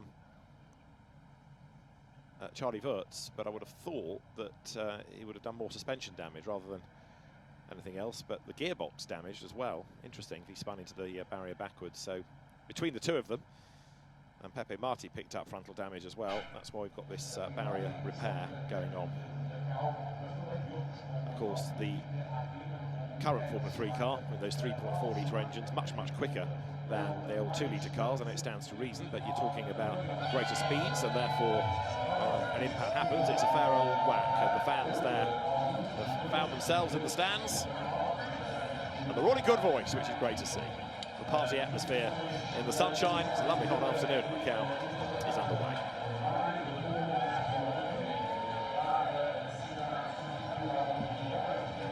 Luke Browning banner there from the fans of the Cheshire Driver at the back, the British flag. It's not quite a Mexican way, but it's not doing too badly. All the way around from Reservoir along the pit straight. Very energetic fans finding themselves on the big screens. Now it's your turn, chaps. This is the very understated grandstand. In comparison with the previous lot, this is not a very impressive performance. Now, Richard Verschoor has won the event in the past. 2019 he was the winner, and he's with Alan Hyde. The last time we were here at Macau with FIA Formula 3 machinery, this man was the winner on the top step of the podium. Sometimes, Richard Verschoor, it's not easy to come back as a defending champion, is it? It's never easy in Macau, never. But we're trying our best. Unfortunately, we had a bad qualifying. Well, actually, we had a super good qualifying, but the red flag caught us out. Otherwise, I think we really could have been on pole. So it's a bit of a shame now driving around P9, P10. But the restart, starting from P9, anything can happen. Anything can happen, as you well know at Macau. Some weekends it's a great weekend, you end up a winner. Some weekends you're battling against red flags and stoppages. There is a certain element of luck around this weekend, isn't there? Definitely, yeah. In the quality race, unfortunately, I chose the inside line. I got passed by many cars on the outside. Otherwise, I think today we could have had a very good starting position. So it is a bit of luck. I mean, it's always Macau. Right, share a secret with me. What is your secret in Sector 1? Because you go overall best in Sector 1 again and again and again. I go down a bit, so I take less air, and then I'm flying. That's it. So now everybody will try. But it's quite superb. It works really well because you do absolutely fly through that. Yeah, but the thing is, I'm behind two cars that are much slower than my pace. So I'm catching them like crazy on the straight. So I'm much closer than maybe other cars are. Okay, what can you do on the restart for this one? Pass both of them. Okay, very good. Thank you, Richard. Richard Verschoor, the winner of the 2019 Macau Grand Prix. This, of course, is the 70th Macau Grand Prix. 40 years since we had Formula 3 machinery racing around the streets of Macau. We'll carry on down here in the pit lane. There are Formula 3 drivers aplenty to catch up with. Alan, thanks very much. So we've heard from a good number of them, and still that barrier repair work is underway. So the last communication from race control was that the two drivers that picked up damage, Pepe Marti and Charlie Wurtz, driving a car in unsafe condition. That's been noted. No action taken. No action necessarily will be taken, but the fact that they did that has been noted by the race officials and may be referred to the stewards. So there in the pit lane is Isaac Hadjar. He's in 7th place. 21 is Lawrence Van Huppen, up into 8th. So he has made a decent amount of progress as Van Huppen, starting 14th. Number 1 there is Richard Verschoor. He's the man you've just heard from. Behind him, number 24 there, that's Zane Maloney. And then carrying on down the order, Sophia Flörsch in 11th place. So Verschoor, Maloney, Flörsch, 9th, 10th, 11th. The car behind is that of Nikola Solov. And in 12th spot, that car. Then you get to Oliver Goethe, the Euro Formula Open champion last year, driving for the Campos Racing team, a win and a second place within FIA F3 this year. And a update on the restart time will be in 17 minutes. So while we wait for that, let's go back to join Alan. It's quite nice to get the perspective of a Formula 3 race when you've got someone that was brilliant in a Formula 3 car around Macau, and also pretty brilliant in a GT car as well. I haven't got one of them, I've got two of them, because I've got Danny Juncadella and the winner of the GT Cup race just a few moments ago, Raffaele Marciello. Raffaele, first of all, the difference of driving a Formula 3 car and a GT car around the gear circuit. I mean, I drove the old Formula 3, not this one. I have to say it's more fun in a GT because, I mean, Mandarin for us is sometimes flat, not easy flat as in a Formula, so it's more a corner. In the mountain part is narrow, so like you have to fight with the car. You're not seated in the center, you are in the left, so it's a bit tricky, but it's both fun, but with GT it's quite fun, yeah. In whatever car you're in, this is pretty much a gift for a driver, isn't it? It's a wonderful circuit. It's got just about everything, hasn't it? It's got slow corners, twists, turns, up and down. It's got everything. Yeah, I mean, for me, it's one of the best. It's like, Bathurst, like Nordschleife, they're like, even not iconic, let's say, it's only fun. I mean, it's fantastic. It's high speed with low downforce, it's slippery, it's really fun. I'm just going to come over this side and have a chat to Danny. Thank you, Raffaele. We've not spoken for a little while. You're doing all right, aren't you, eh? Yeah, I'm good, mate. It's quite superb. Now, you know what it's like to win in a Formula 3 car around here. There is an element of luck, a huge amount of skill, bravery, all of those things combined, really. Yeah, sometimes everything has to come together, especially the year I won. I remember that I was starting from 6th, and I went up to P2, but Marco Wittmann in front, he was like 3.5 seconds ahead because of all the fighting we had, and I was like, okay, well, P2 is good. I was happy with P2, and then with like 6-7 laps to go, there was a safety car, and I was like, okay, well, this might be it. And I got my chance, and I went into the lead, and it was pretty special because it was a weekend that I started very good, then had some pretty big ups and downs, and then coming up with a win in the last 5 laps, it was pretty special, and winning such a race is just unique. The joy of winning at Macau is quite a draw for a driver. You came back and defended the title, and now you're in a GT car as well. What is the draw? What brings drivers back to Macau again and again?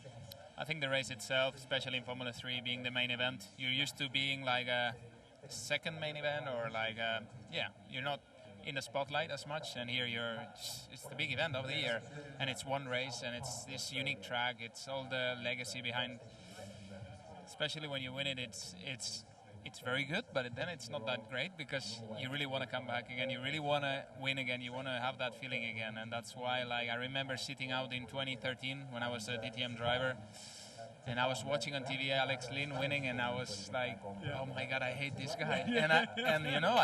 I was a professional. I signed my first professional contract as a Mercedes driver, and I was like, I need to come back one day. So I came back in F3, and ideally I would have come back again in Formula 3, to be fair with you. But at one point you need to say, okay, I don't want to go against these 18-year-olds, 16-year-olds that are fighting for their dream, and I'm in a different stage in my career. But I would love to do it again in Formula 3, but now it's the time. Would you do it again?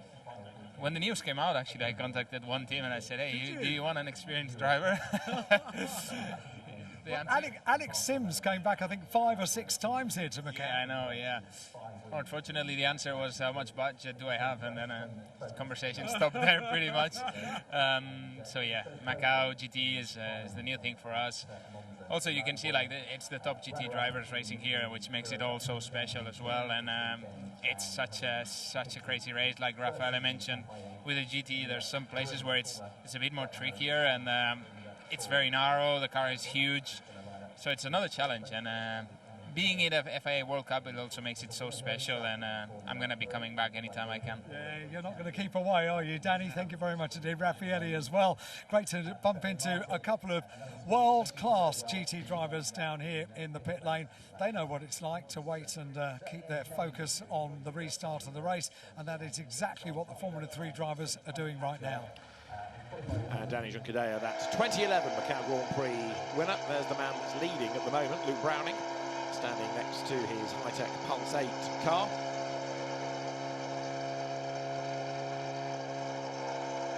And very shortly we'll know more about the restart over this one.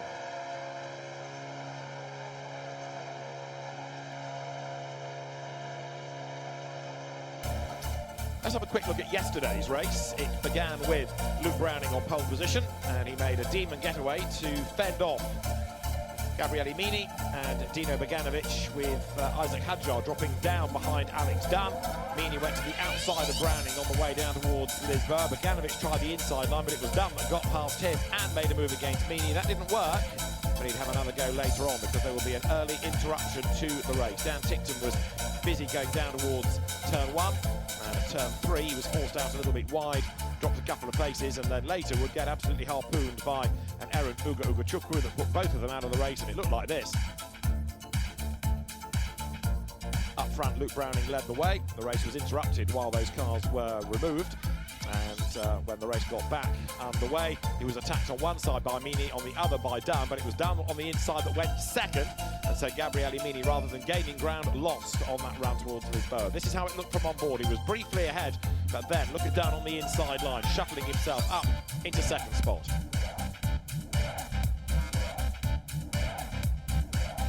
Once he was clear, Luke Browning was not hanging around. He started to build that lead over Alex Dunn, and Gabriele Mini had no answer. He was the best of the Prema drivers, but the two high-tech Pulse 8 cars were indeed pulsating. They came through to score a 1-2 finish. It was Luke Browning, the qualifying race winner, ahead of Alex Dunn and then Gabriele Mini in third place. And Luke Browning has been the star of the weekend so far. Winner of the qualification race yesterday and leading the race today. Luke Browning is now out of the car. It was just going to be too long sitting in there underneath the parasol, wasn't it? Yeah, unfortunately, yes. It was all going well. We had flags come out, and yeah, looking forward to getting a good restart, fingers crossed, and yeah, let's finish this off. Going well, Luke, is an understatement. It was going brilliantly well. You had everything under control.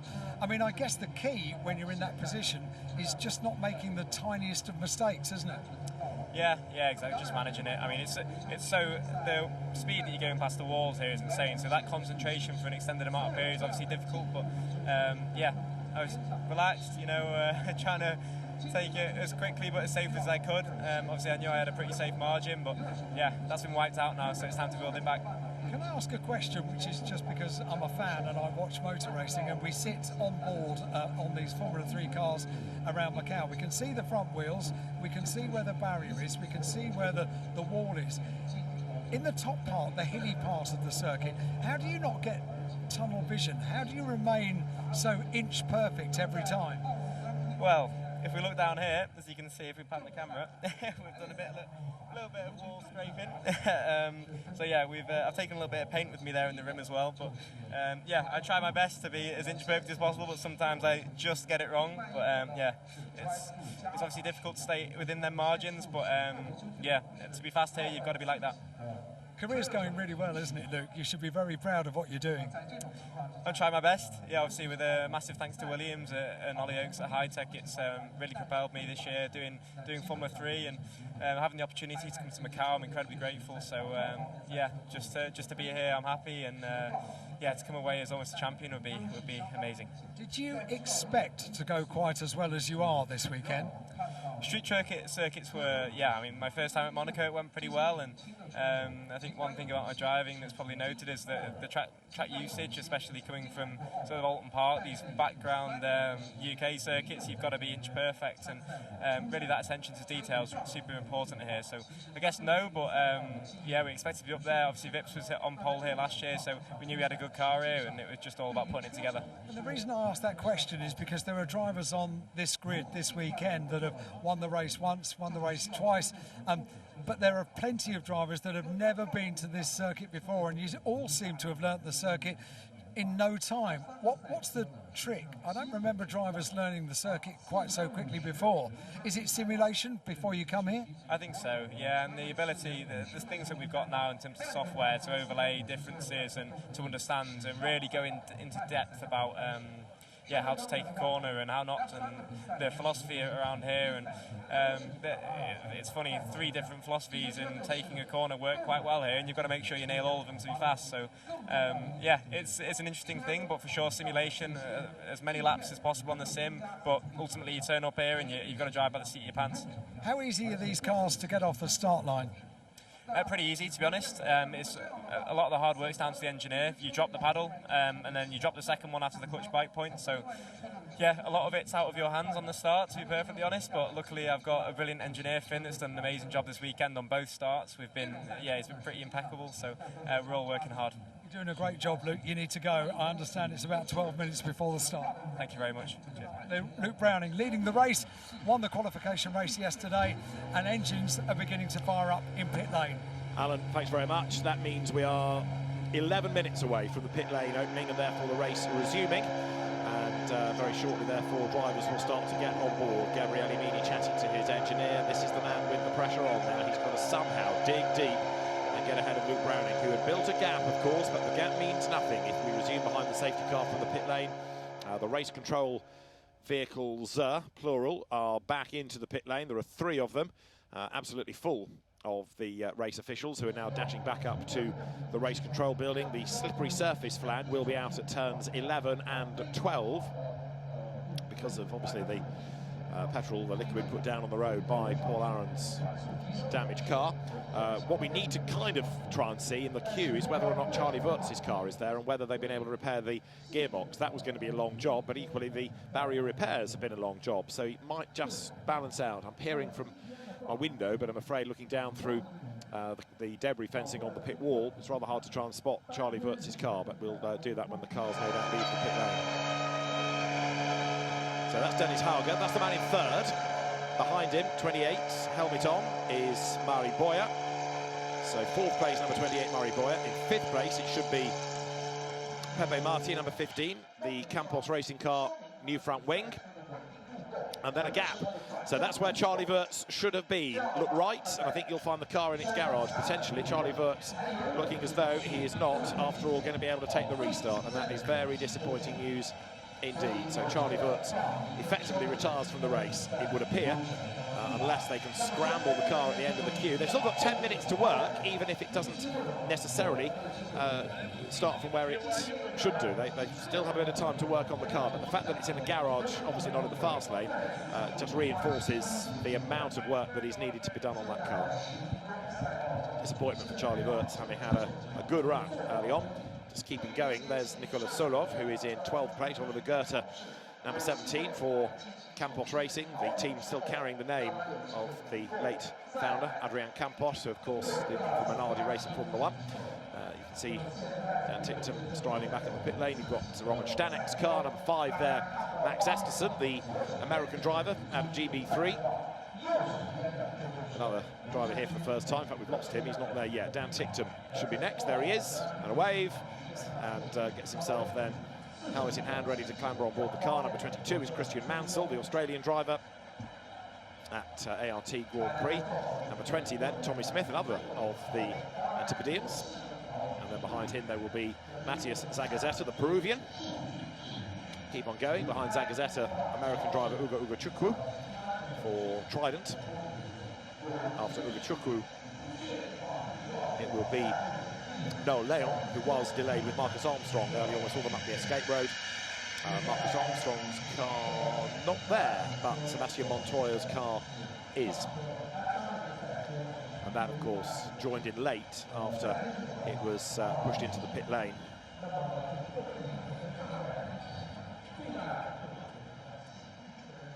So the grid formed.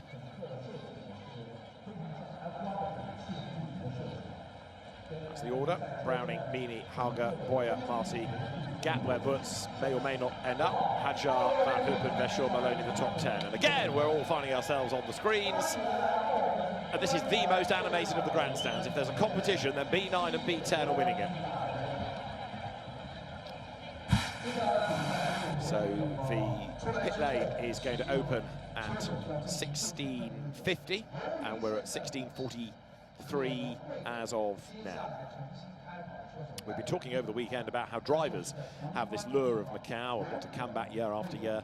You've heard it from Danny Juncadella, amongst others. It's not just drivers.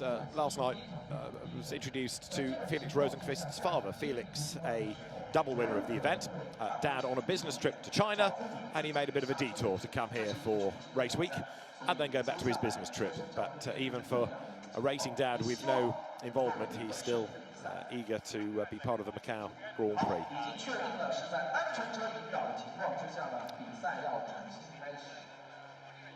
So Marcus Armstrong and Sebastian Montoya allowed to exit pit lane to unlap themselves in just over 2 minutes' time.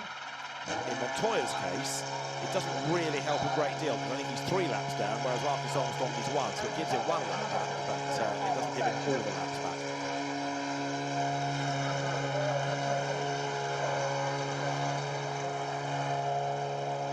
But it means that when they come around and cross the timing line, they will have done the same number of laps as the leaders, which hopefully if it's timed right, they'll be able to latch onto the back of the queue. And certainly for Marcus Armstrong, assuming he's there, because I don't think we saw the car a moment ago, he would be on that lead lap unless he's out of sequence from that earlier delay. Anyway, there at the front of the grid, Luke Browning is set to go. Drivers getting back on board the cars. Clambering back in, seatbelts done, the radio plugged back in.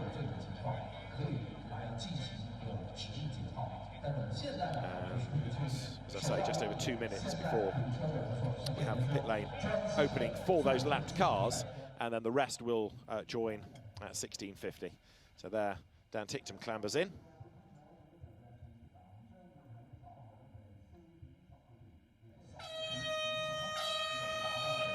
Dan Ticktum clambers aboard. And then Marcus Armstrong is at the front of the queue, so he's already to go, I think, but he'll be allowed out.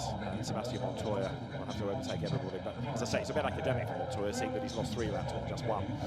But he is a lapped car, and the provision is to allow them to unlap themselves. Rui Marquez, who is the race director, staying on top of all of this, making sure that the track is safe, making sure that the rules are applied properly. There is Marcus Armstrong back here, having been racing in America this year in the Chip Ganassi team stateside.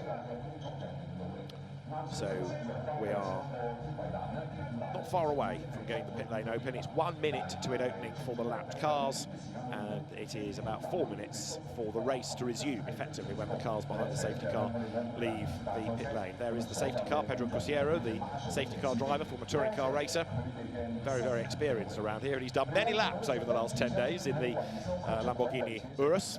His lap times have been coming down over the course of the week as well. And I think he's enjoyed himself in that car, even if he has had perhaps more work to do than he would have liked. To the side of the safety car, you see Marcus Armstrong's Van Amersfoort, MP Motorsport, forgive me, racing entry. That's going to be allowed out to unlap itself in a moment. And the race already at over an hour because of this suspension time. And the driver's now having to cope with a setting sun as well, just yet another hazard as well. After patrolling the pit lane, Alan Hyde has come up here for a rest, but sterling work done, Al. Well done. Well, thank you very much. I got a chance to speak to many of them because they got out of the car. When you're sort of leaning into the cockpit and they've got their hand to it, it's not a conversation, is it? You can't. No, it's a grab. It's a little grab of information, but when you can get involved and have a conversation, and that's what it felt like with many of the drivers down there, and also answering questions about what happened to Charlie Burton to get Dad's input into that as well. Yeah, really useful. I like the fact Alex admitted he'd taken his mind off the situation. Yes. So the pit lane is sort of open. It is open for the lapped cars, but Montoya, I don't think, has gone. So Marcus Armstrong goes, but even though on the timing screen it is allowing numbers 16 and 29 to unlap themselves, only Marcus Armstrong has gone out. But as I say, Montoya is allowed to go out, but he doesn't appear so to have done. Anyway, that's for the team to sort out. He's at the back of the queue, but there would be provision, I'm sure, for him to be able to drive past. Anyway, he has not ventured out. Marcus Armstrong will get his lap back. We'll wait and see, because in 2 minutes and a bit, the pit lane will open. The idea here is that as Marcus Armstrong comes out of our bend, he will just join the back of the queue and then be on the lead lap. Luke Browning just seemed to be taking all of that in his stride, didn't he? It was amazing. I had to tell him to go. Yeah, exactly. He was totally relaxed, totally happy to have a chat. When he was in the car, he was surrounded by the team, the umbrella. He was almost in a little tent in the cockpit of the car. So I dared not go in. There were a couple of teams that said, no, you're not coming in, you're not talking to my driver. And that's fine. The drivers are there to be protected by the team if that's what's needed. And then when they started getting out and taking their helmets off, they were all that much more relaxed. And it was maybe, as you say, quite nice to take their mind off what is quite an anxious race, because they don't know when they can go again. No, exactly. But in any situation, something like that where there is such a long stoppage has to break the concentration, whether you're staying in the car or not, whether you're talking to the engineer or the media. The concentration is bound to be affected. The interesting bit now will be who is back in the zone so quickly, and I suspect everybody will. Yeah, I think they will. Fascinating to see Luke Browning's car as well. He pointed out the tyre, didn't he? 1 minute board is being displayed down there in the pit lane, so 1 minute until the cars are allowed to leave pit lane. But just to see that little scrape, that's how close they come in a Formula 3 car. Wow. So here comes Marcus Armstrong, and he's got 40 seconds to get himself to our bend. And what he doesn't want to do is overtake everybody necessarily. He's been allowed to unlap himself, but then needs to try to be at the back of the queue. So he's tonking along, isn't he? And I think he's going to end up, what you believe here, because if he goes through, this will be the end of his 9th lap. That will give him the same number as everybody else, and he's going to have to be held. Otherwise, as I say, if he... Oh, yes, he'll come into the pit lane and join from there. He won't be allowed to tag onto the queue on track. So that does sort the situation out, except, irritatingly, he's going to now be behind Montoya, who didn't go out to unlap himself. So he's still got a lapped car ahead. Anyway, safety car provision. The race is back on. And as the cars leave the pit lane in the early evening sunshine here at Macau, that is a problem. Because having been down in the pit lane, seeing where that sunshine is, when I did the final interview with Luke Browning, the cameraman asked us to stand by the side of the car, and where he wanted us, we couldn't stand there, couldn't see each other. Right. That's how bright the sunshine is. But it's another of those facets of Macau. I mean, ordinarily, the race would have ended 20 minutes ago. Quite a long time. Yeah.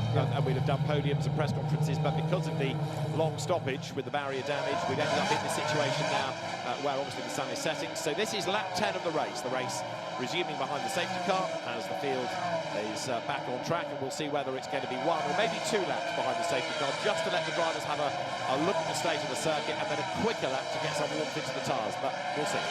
Luke Browning immediately weaving the car from side to side to get heat into the tyres quickly. It's a weird feeling to think that just 10 minutes ago we were chatting in the pit lane, and now he's behind the wheel of the car. I hope I haven't distracted him. I hope he's maintained concentration. I hope they all have, because this could be a fascinating finale for just what would essentially be a 5-lap or a 4-lap sprint to the crown of winning the 70th Macau Grand Prix.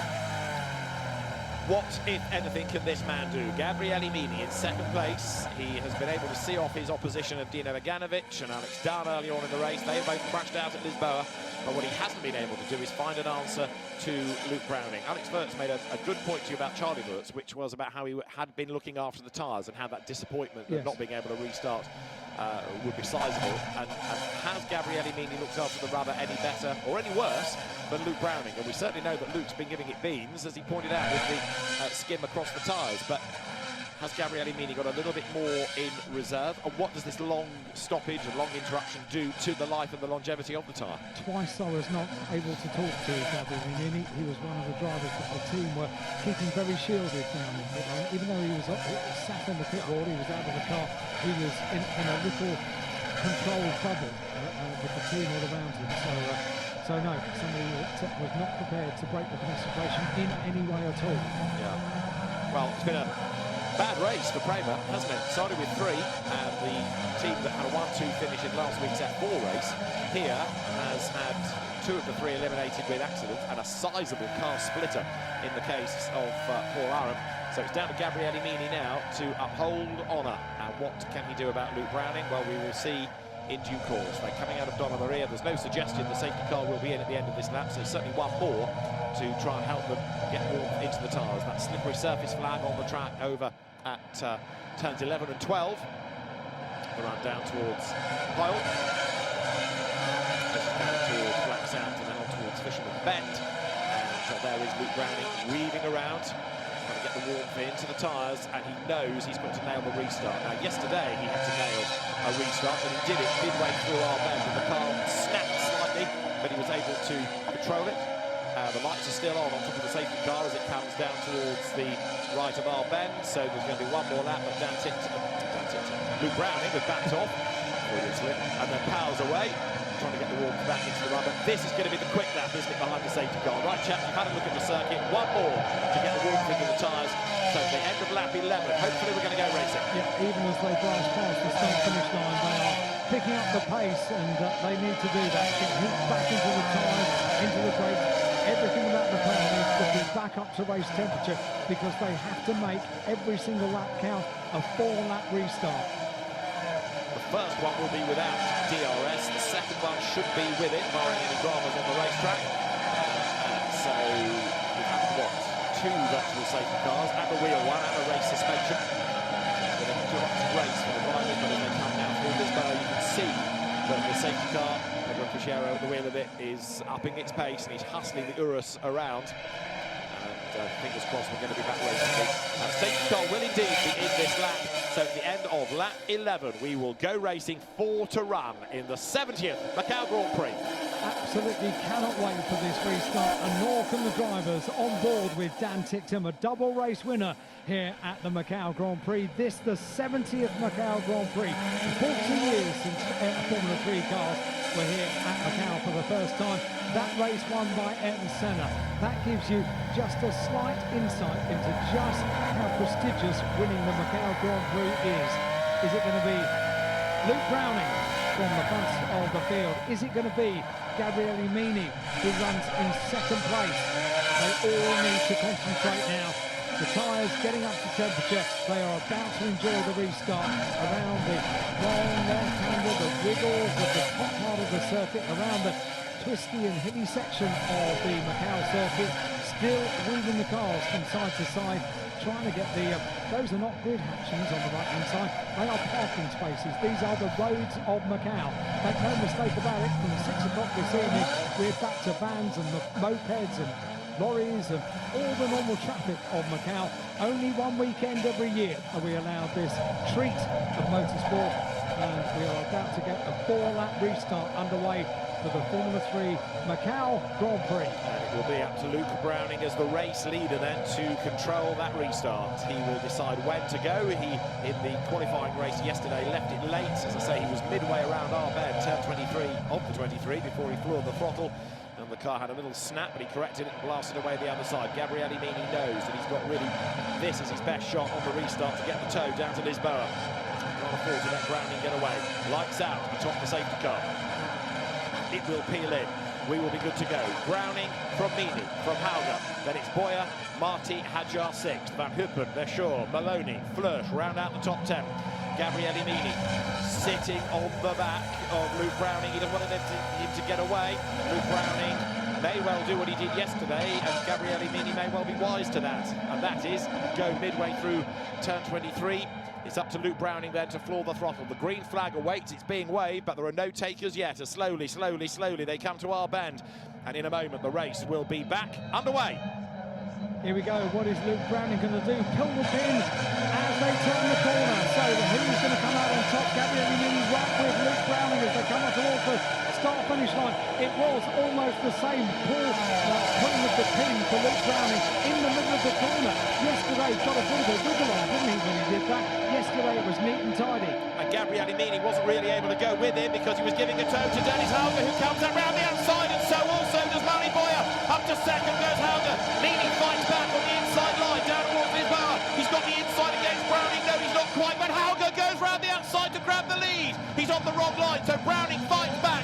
Back up the inside goes Mini for third place, and that didn't quite work for Dennis Hauger, but boy, did he roll the dice there. That was brave stuff, and again, Mini gets jumped on a restart. What a restart for Dennis Hauger. Absolutely thrilling stuff, and all of that has allowed Luke Browning to get a little bit of a gap, because just getting everything connected together for Lisboa, well, it's allowed Luke Browning to make the most of it. He could pick his own line. He wasn't defending, he was just keeping his line as he went into the corner. It was down to everyone else to try and sort themselves out in order as they went through the corner at Lisboa.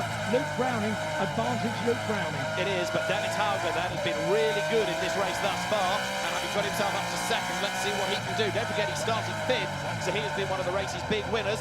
DRS will be activated on the next lap, and the race has 31.5 minutes left in it as a maximum time allowed. So if you get more stoppages, it's got to be done by 5:30 come what may. But let's hope we don't have any more interruptions, because this is going to be tantalising now. Luke Browning versus returning to Formula 3 driver Dennis Hauger. And Hauger is charging. Look, he's going after him. He is bringing down that gap. Gabriele Mini trying to close at Melco hairpin, but Hauger now can see that blue car ahead of him. He is charging, so is Browning to get away. There goes Browning down through the open section as they come down from the Melco hairpin, down through Black Sand, through Fisherman's Bend they go. And yet they go oh so close to the wall. The proof was that there was a little scuff on the tyres for Luke Browning, and he's got the gap, hasn't he? We've got a car off at the outside of Melco hairpin. That's Jespersen, and he's going to rejoin him. Big damage there coming out of the Fisherman's Bend right-hander, so there's another yellow flag.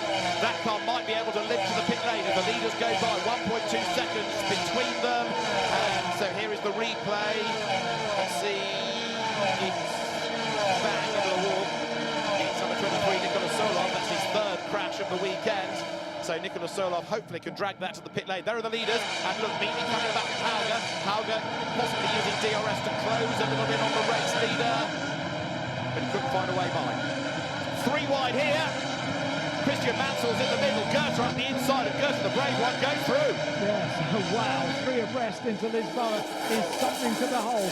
So too is Luke Browning over the bumps of the twisty part of the circuit, and he's got that small gap before we've got Dennis Hauger, and maybe because Gabriele Mini is right on the tail of Dennis Hauger, he's having to maybe think more about defence than he is attack.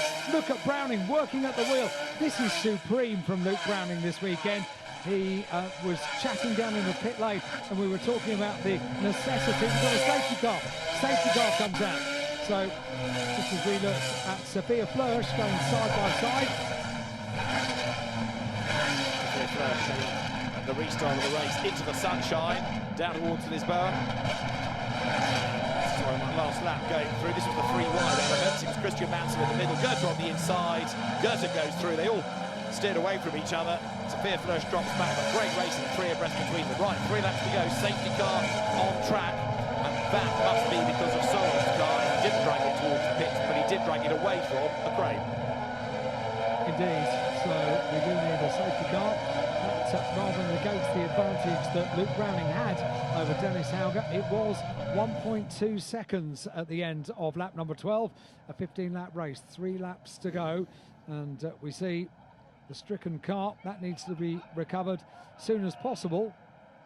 What it does mean, I fear, is at best a 1-lap shootout. Yep. Because they've got to get to the car, they've got to get the car away, and until I think the field has gone by, they can't release the recovery vehicle because the field is here, so they've got to wait.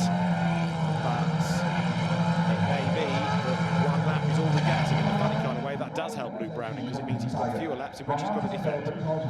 It wouldn't give you a DRS lap if it was only 1, would it? So he'd be that little bit more protected. affected that way as well. Right, there's the recovery vehicle on its way.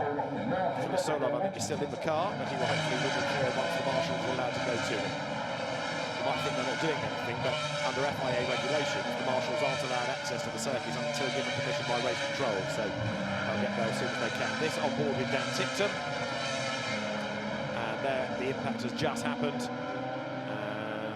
With the wheel ripped off, Nikola Solov's car grinds along the wall, but eventually momentum stops and he's out of the race. So safety car again. We were doing so well early on, and now it's become a bit bitty. I know, yeah, they got into a groove, didn't they, in the first part of the race, and Luke Browning was consolidating the advantage at the front of the field. It's not fun to walk on Dan Tipton, and I said, looks like you're always smiling. Looks like I'm enjoying this, I love it. Proper racing driver. I wish they're sure the same. And I like Danny Juncadei's conversation that he wanted to come back and talk to the team until they started talking money. Yeah, you need to bring a budget. Yeah, right. Okay. The fact that he's a Mercedes factory driver and he's got a euro or two.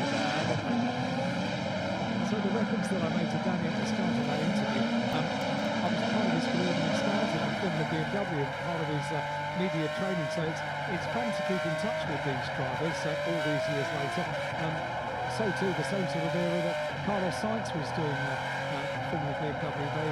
They all have their roots into wherever they end up. Carlos Sainz, Ferrari driver with Formula One's going pretty well, isn't it? Danny Juncadella with a work stride with Mercedes, that's going all right as well, isn't it? Too true. I'd love to have seen him back in a Formula 3 car. We could have a whip round, couldn't we? I was going to say maybe one year we can have an F3 Masters race. all the old lags back that out. That would be cool. That's the Prema team looking at its surviving car that's dropped back into third place. And we've got just this and one more lap. It's going to end behind the safety car, this, isn't it? I fear. I think it might. Sorry, everybody, because there's half a lap to get that car out of the way and then release them, and it's not going to happen. What a great shame. So Luke Browning is set to win the Macau Grand Prix, and denies Dennis Hauger a chance to challenge, and after all that long wait, we haven't really got a proper racing lap in. What we can do is to focus on the fact that the first part of the race, the first half of the race, slightly over half of the race, was superb, and we've had some good racing after the restart as well, namely Dennis Hauger taking the second place away from Gabriele Mini, who has been a very, very consistently quick driver this weekend. He is hugely impressive, has Mini been. He can afford to lead this weekend. Very proud. Dennis Hauger as well. That was superb, wasn't it, the second place? It was really, really good racing. And so the safety car brings them out of Melco, but it is going to end, I fear, behind the safety car, because there will not be time to get that out of the way and give us a racing lap, because the clear-up operation is still going on down here. So that will deny the restart here, but a safety car restart last time around. This was Luke Browning accelerating away, coming towards the line. Luke Browning is being looked at for not following race direction instruction. Sorry, not Luke Browning, forgive me. Pepe Marti is not following race direction instruction, nor is Isaac Hadjar. But this was great racing between the leading group, and very brave stuff by Dennis Hauger around the outside. And Mini had to work hard, didn't he, to even keep third place out of all of that. Luke Browning came very close to losing the lead, because Dennis Hauger got the front wheels ahead, but on the outside line just couldn't get that fully ahead, and then cut across for the corner. Boy, is that brave. It is. Boy, is that brave. We've just done 14 laps. We're on the last lap of the race, I'm afraid, and we're going to end behind the safety car. We will. The safety car will pull off into pit lane at the end of this lap, we reckon, and they will continue in the same order that they are up towards the line, which will see Luke Browning taking an historic win. History is made in every Macau Grand Prix. This one in particular, it's a decade celebration, the 70th Macau Grand Prix, behind the control of the safety car. And I'll tell you what my story of this weekend has been for the Formula 3 cars. The fact it is great to have them back. It is great to have the world's top drivers all descending on Macau to compete for this, such a prestigious event, but also how quickly the rookies have got to grips with an incredibly hard circuit. 15th day, and it's been really impressive to see Luke Browning come here after a tough year in FIA F3 and just dominate the weekend. The lack of a restart will, of course, deny people the chance to improve. So can I win the award for getting closest for Dan Tickton? He's 13th. I said 12th. I was nearly right. He's done all right. Not bad, eh? He's done all right. 13th. And so have you. What did you do in this week, mate? Should we not talk about it? No, I thought Gabriele Mini would win. Yeah. I thought Alex Dunn would win it. Okay. Well, Luke Browning was proved wrong, but he's a deserving winner. Unless anybody has an aberration behind the safety car, we've got the order, we've got the result. It's so disappointing when a race ends like this, but you know, what can race direction do? If cars keep going off, it's already 5:10, give or take, it's got to be over by 5:30. They can't have yet another stoppage because of the regulation 10-minute restart procedure, so what can you do? We lose lights at around about 5:30 here. Well, exactly. So it's 7 minutes past 5 now. Car number 5, which we noted was speeding in the pit lane, and that's Maxwell Esterson. That's news coming from race control, and Luke Browning front of the field behind the safety car. Dennis Hauger, a brilliant manoeuvre for second place. Gabriele Mini in third place. Lawrence Van Hoeken, I think, was one of our first red flag triggerers of the weekend, and he's into the top 10. And Sophia Flörsch slaying the demons of yesteryear in 11th place, which is really good.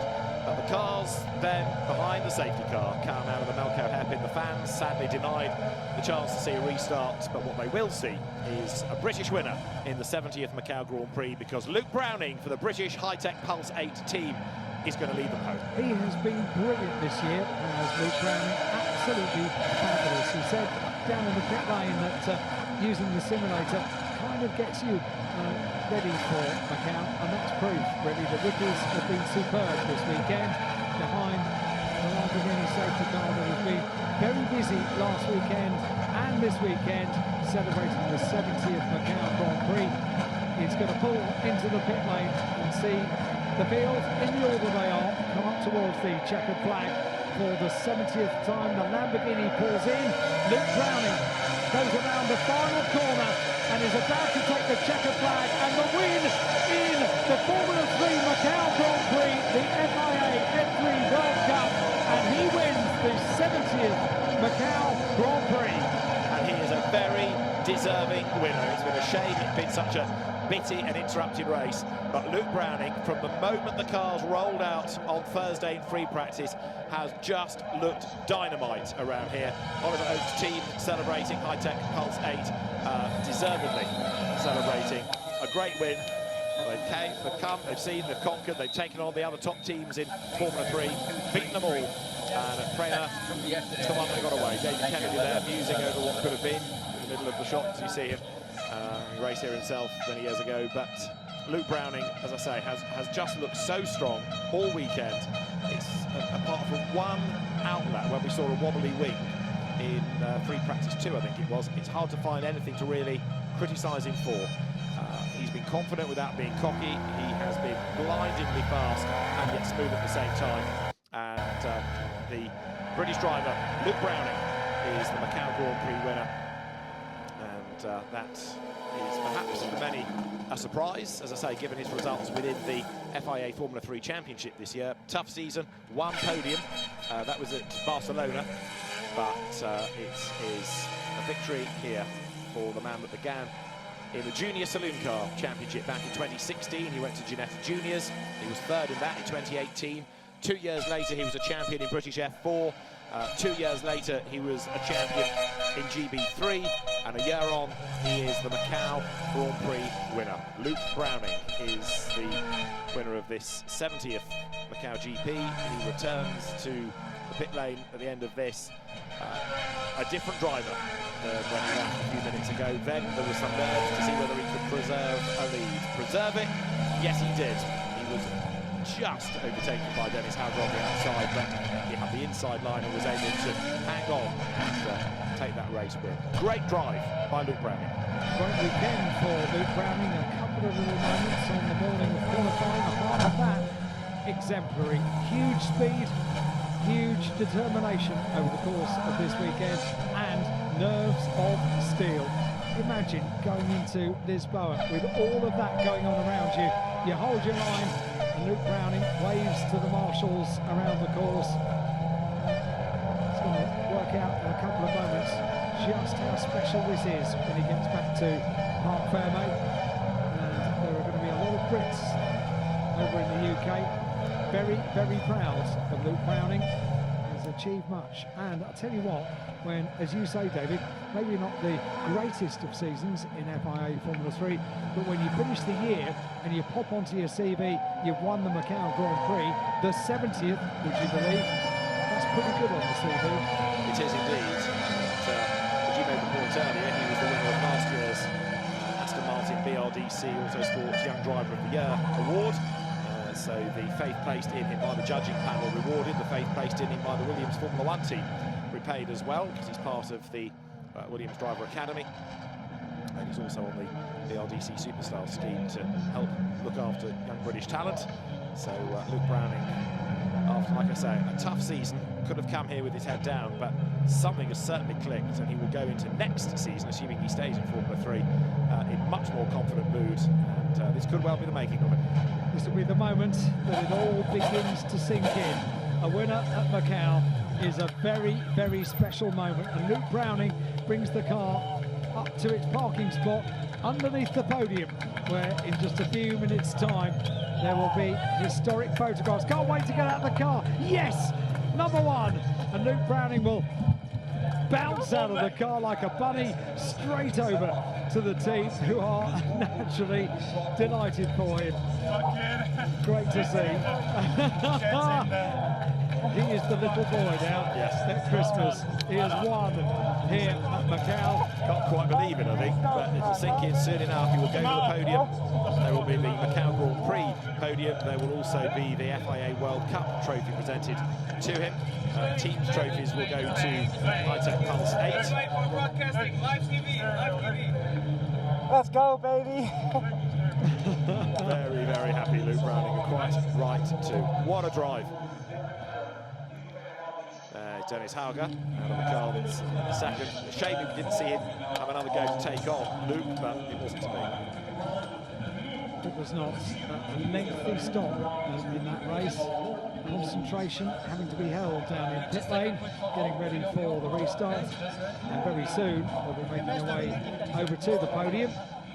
The world's press are all there in front of the podium. Look at that, absolutely crammed in on the pit wall opposite the podium. Dennis Hauger congratulating Luke. He's had to go back to the car because there are more photographs that we need. The FIA media team saying we want that archetypal picture of the driver with P1. Still haven't got his helmet off, but never mind, we've got the photograph, that's more important. Well done, Luke, brilliant job. Very happy about that. And what a cool guy as well, having a chat to us down in the pit lane. He could have been protecting himself and not wanting to break the concentration and have a chat. He was more than happy to have a chat down in the pit lane. What a smile that is. Gabriele Mini, third, vanquished, but able to come across and say, it will sink in over a period of time, I think it's fair to say. Interesting, three different teams in the end. High-Tech Pulse 8 from MP Motorsport from Prema in the top three. Pirelli winners caps on. So next the drivers should make their way up to the podium. Yeah, I came on the inside. And then he lost a bit and I had to step out. And what a great race. A great drive by Luke Browning. And the group photographs being taken before the drivers head up the stairs to the podium itself. Well, now you see as we get to the early evening, the sun is setting. And, top three photographs is required. So now the local officials will whisk them up the steps. Robert Mouse, the technical delegate. So the cars will be checked, the drivers will be weighed to make sure that the combined weight of car and driver meets the regulations. It's a minimum weight. And the red flag held on the start line signifies the end of the weekend, the end of another year of motorsport in Macau. Luke Browning wins the Formula 3 Macau Grand Prix, the FIA Formula 3 World Cup. He wins by 3/10 under the safety car from Dennis Hauger and Gabriele Mini. Mari Boya 4th from Pepe Marti and Richard Verschoor 6th in the end. He was 9th before the restart. 7th Isaac Hadjar ahead of Zane Maloney, Oliver Goethe, and 10th Lawrence Van Hoopen. In 11th place, Sophia Flörsch ahead of Roman Stanek, and then Dan Ticktum 13th. 14th, Tommy Smith ahead of Uga Ugachukwu and Christian Mansell.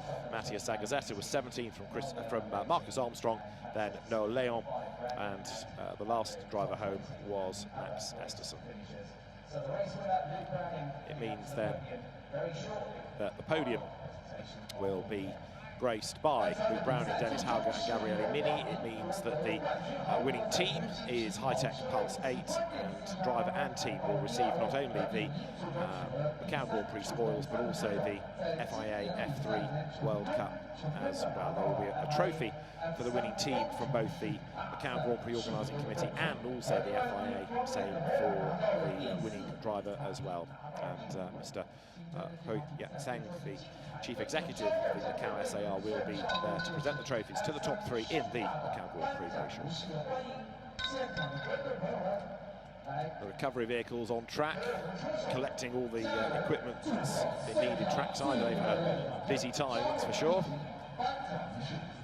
But the green light's still on the line, but a red flag being shown to make sure that nobody goes past the pits there, because across the track will be coming the Chief Executive and his party, ready to be escorted across to the podium.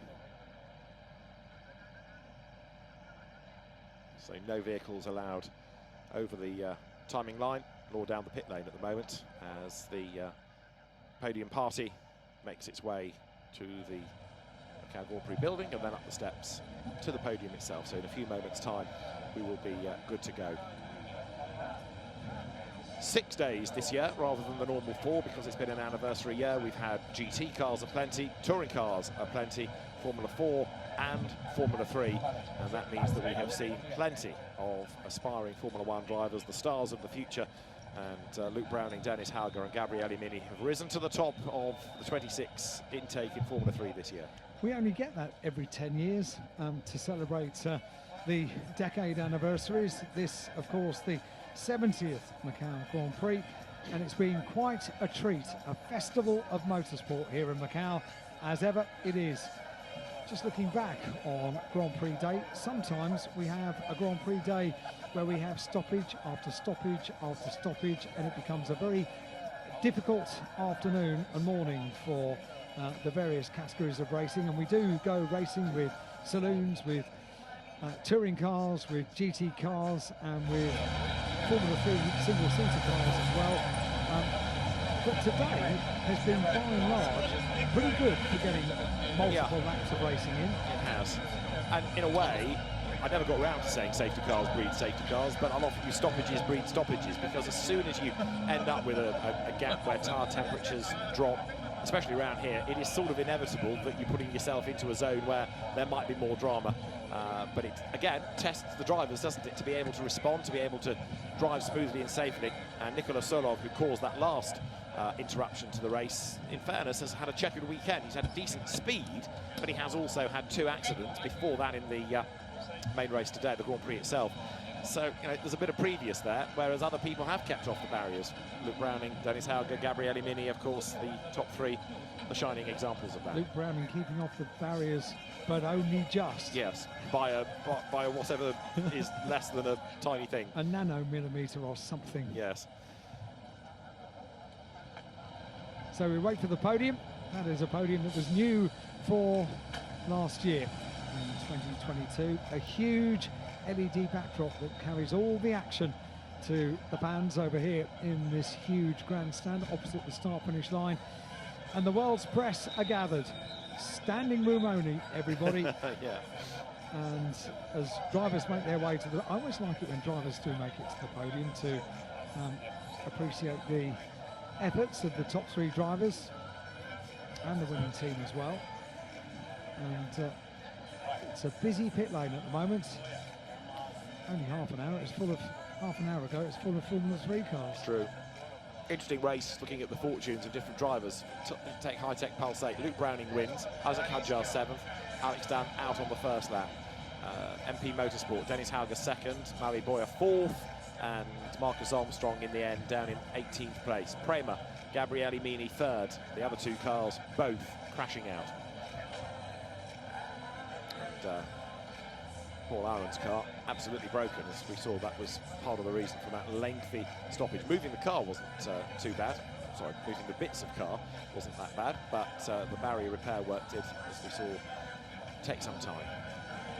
So in the end, an hour and 40 minutes because of that interruption midway through. But the cars in the pit lane, the winning cars, will go through park fairway conditions and then be scrutineered. And the drivers head to the podium now. The presentation party, representatives of the FIA as well as the Macau SAR, ready to make those presentations. And Luke Browning will be on that top step very shortly, flanked by Dennis Hauger and Gabriele Mini. And Dennis, perhaps philosophical that he didn't get another chance. He was just about ahead, but he knew it was going to be a gamble on the outside line, and couldn't quite clear Luke Browning in order to tuck in ahead. But he had to give it a go, and it was great racing between those two. It's been fantastic to have Formula 3 cars back around here. And the lure of Macau, as we've been saying, bringing people back to the category, but also stepping up to it for the first time, eager to learn about this wonderful circuit.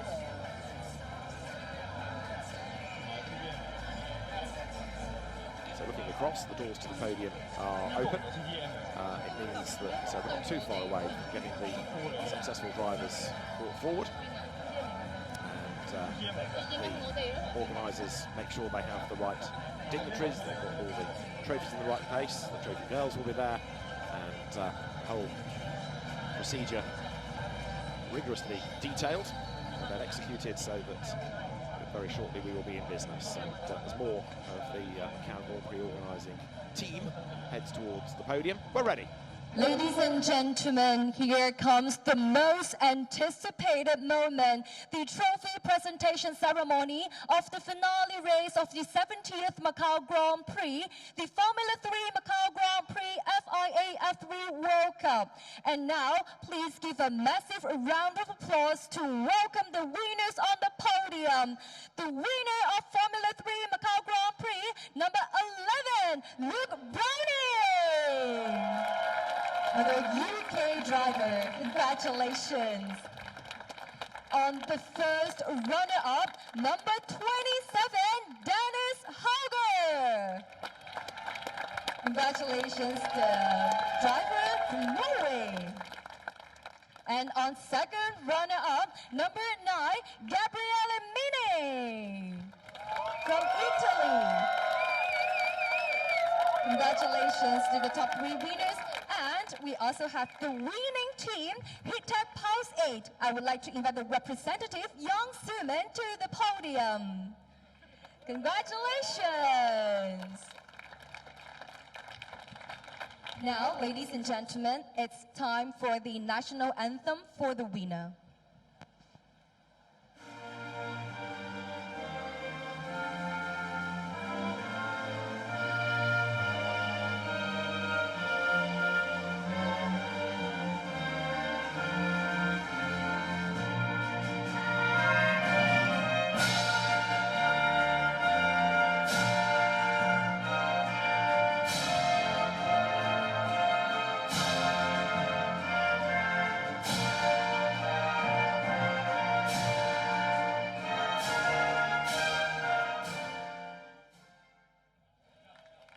現在敦請澳門特別行政區行政長官賀一誠先生為我哋頒發桂冠以及獎杯俾我哋嘅得獎車手。May I have the great honor to invite Mr. Ho Yat-seng, Chief Executive of the Macau SAR, to present the laurel and trophies to the winners. First, presenting to our winning driver. Congratulations. And the Chief Executive also present to our first runner-up. Congratulations to number 27, Dennis Hauger. And also presenting to our second runner-up, number 9, Gabriele Mini. Congratulations. The Chief Executive also present the laurel and trophy to the winning team, Hitech Pulse 8. Congratulations. 正長官亦都移步到中間嘅位置，同一眾嘅得獎車手合照。So please look to the front with all the winners and take a group photo together.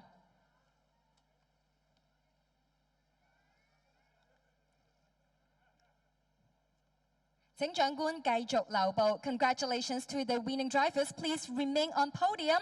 And now I would like to also invite the representatives of our 6 major sponsors. Please come to the podium and take the group photo together with our winning drivers.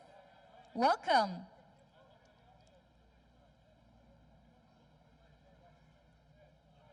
To all the winners, once again, please look to the center front for one more photo together, please. 請咁多位繼續望向前方中間位置，一齊影張合照。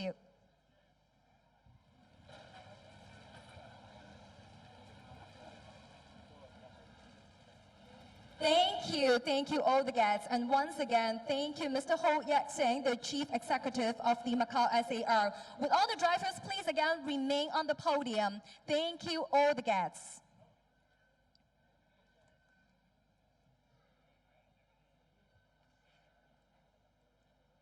Up next, we are going to present the FIA trophies as well.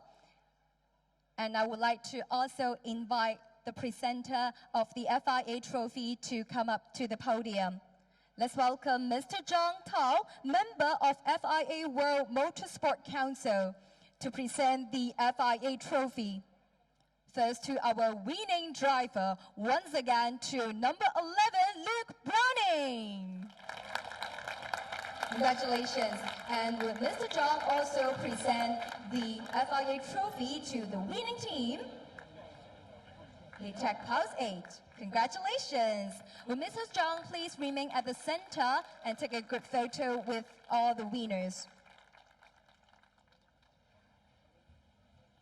Please look to the front for one more photo. Thank you, Mr. Zhang. Thank you very much. Winners, please again remain on stage, as now we all to show your glory moments as it's the champagne shower time.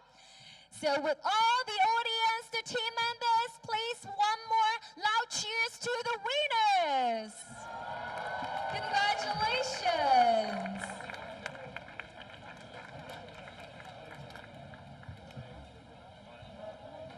So to all the winners, if you're ready, we can pop the champagne together. Congratulations.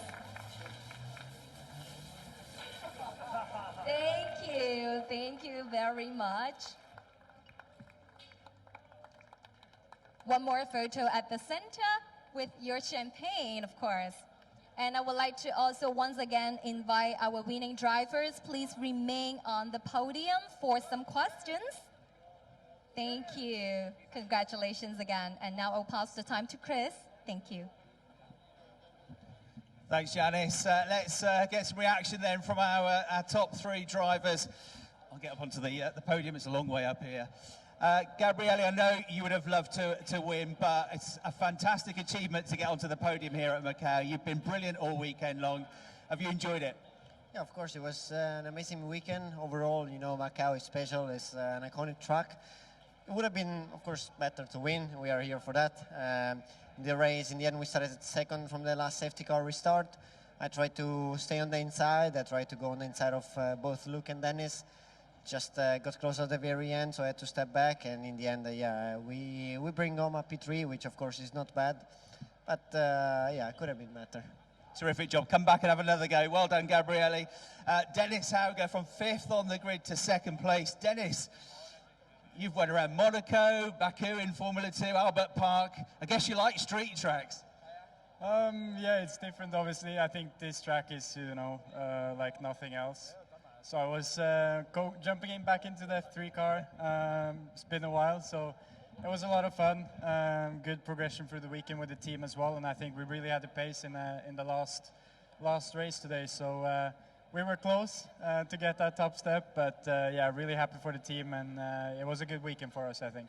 tell us about the move. Talk us through the move after the restart to get second. It was quite sensational to watch through the second corner. Yeah, I mean, I got a good jump out of the last corner, and after that, I mean, just try to keep it flat and get the right toe. And it was tight into turn 3 in the braking. You know, I think we were all pushing. You know, it's just one race, so you're giving it your all. It was just not enough on the wrong side going into T3. So, yeah, a bit of a shame, but you know, it was a good and fun race, and I hope everyone enjoyed watching as well. Great job, well done to you in second place. Right, let's come round all the way up to the top step. Thanks, Gabriele. Luke, but you didn't realise you'd signed up for an endurance race, did you? An hour and 40 minutes. That was as much a test of mental strength as it was of speed and skill, wasn't it? Yeah, I mean, keeping the concentration for that long as well. Oh, how many restarts could we do was what I was thinking in the car. But yeah, I mean, the car was absolutely phenomenal. Hats off to High Tech. Yeah, the car's been phenomenal all weekend, and it's been an absolute pleasure to drive. So thank you, everyone. How hard was it to switch back on after that long delay? And of course, the track must have changed a little bit because it was, you know, starting to get dark almost. The track temperature was going down. It must be so hard to refocus. Yeah, absolutely. I mean, to be honest, the motivation was so there. I was so ready. It wasn't too difficult. But T14 was super slippy after there was some dust down after the sand, I think, for the oil down on track, and that was super slippy. So I thought, ooh, the first push of that was a bit hairy through there. I thought maybe the next time I won't go in so hard. But yeah, thoroughly enjoyed it. It's been a smile on my face all week, and yeah, I look forward to coming back next year. Fantastic, Evan. Look around, soak up this moment, because you'll remember this for the rest of your life. Luke Browning, the Macau Grand Prix winner, everybody. Well done, Luke.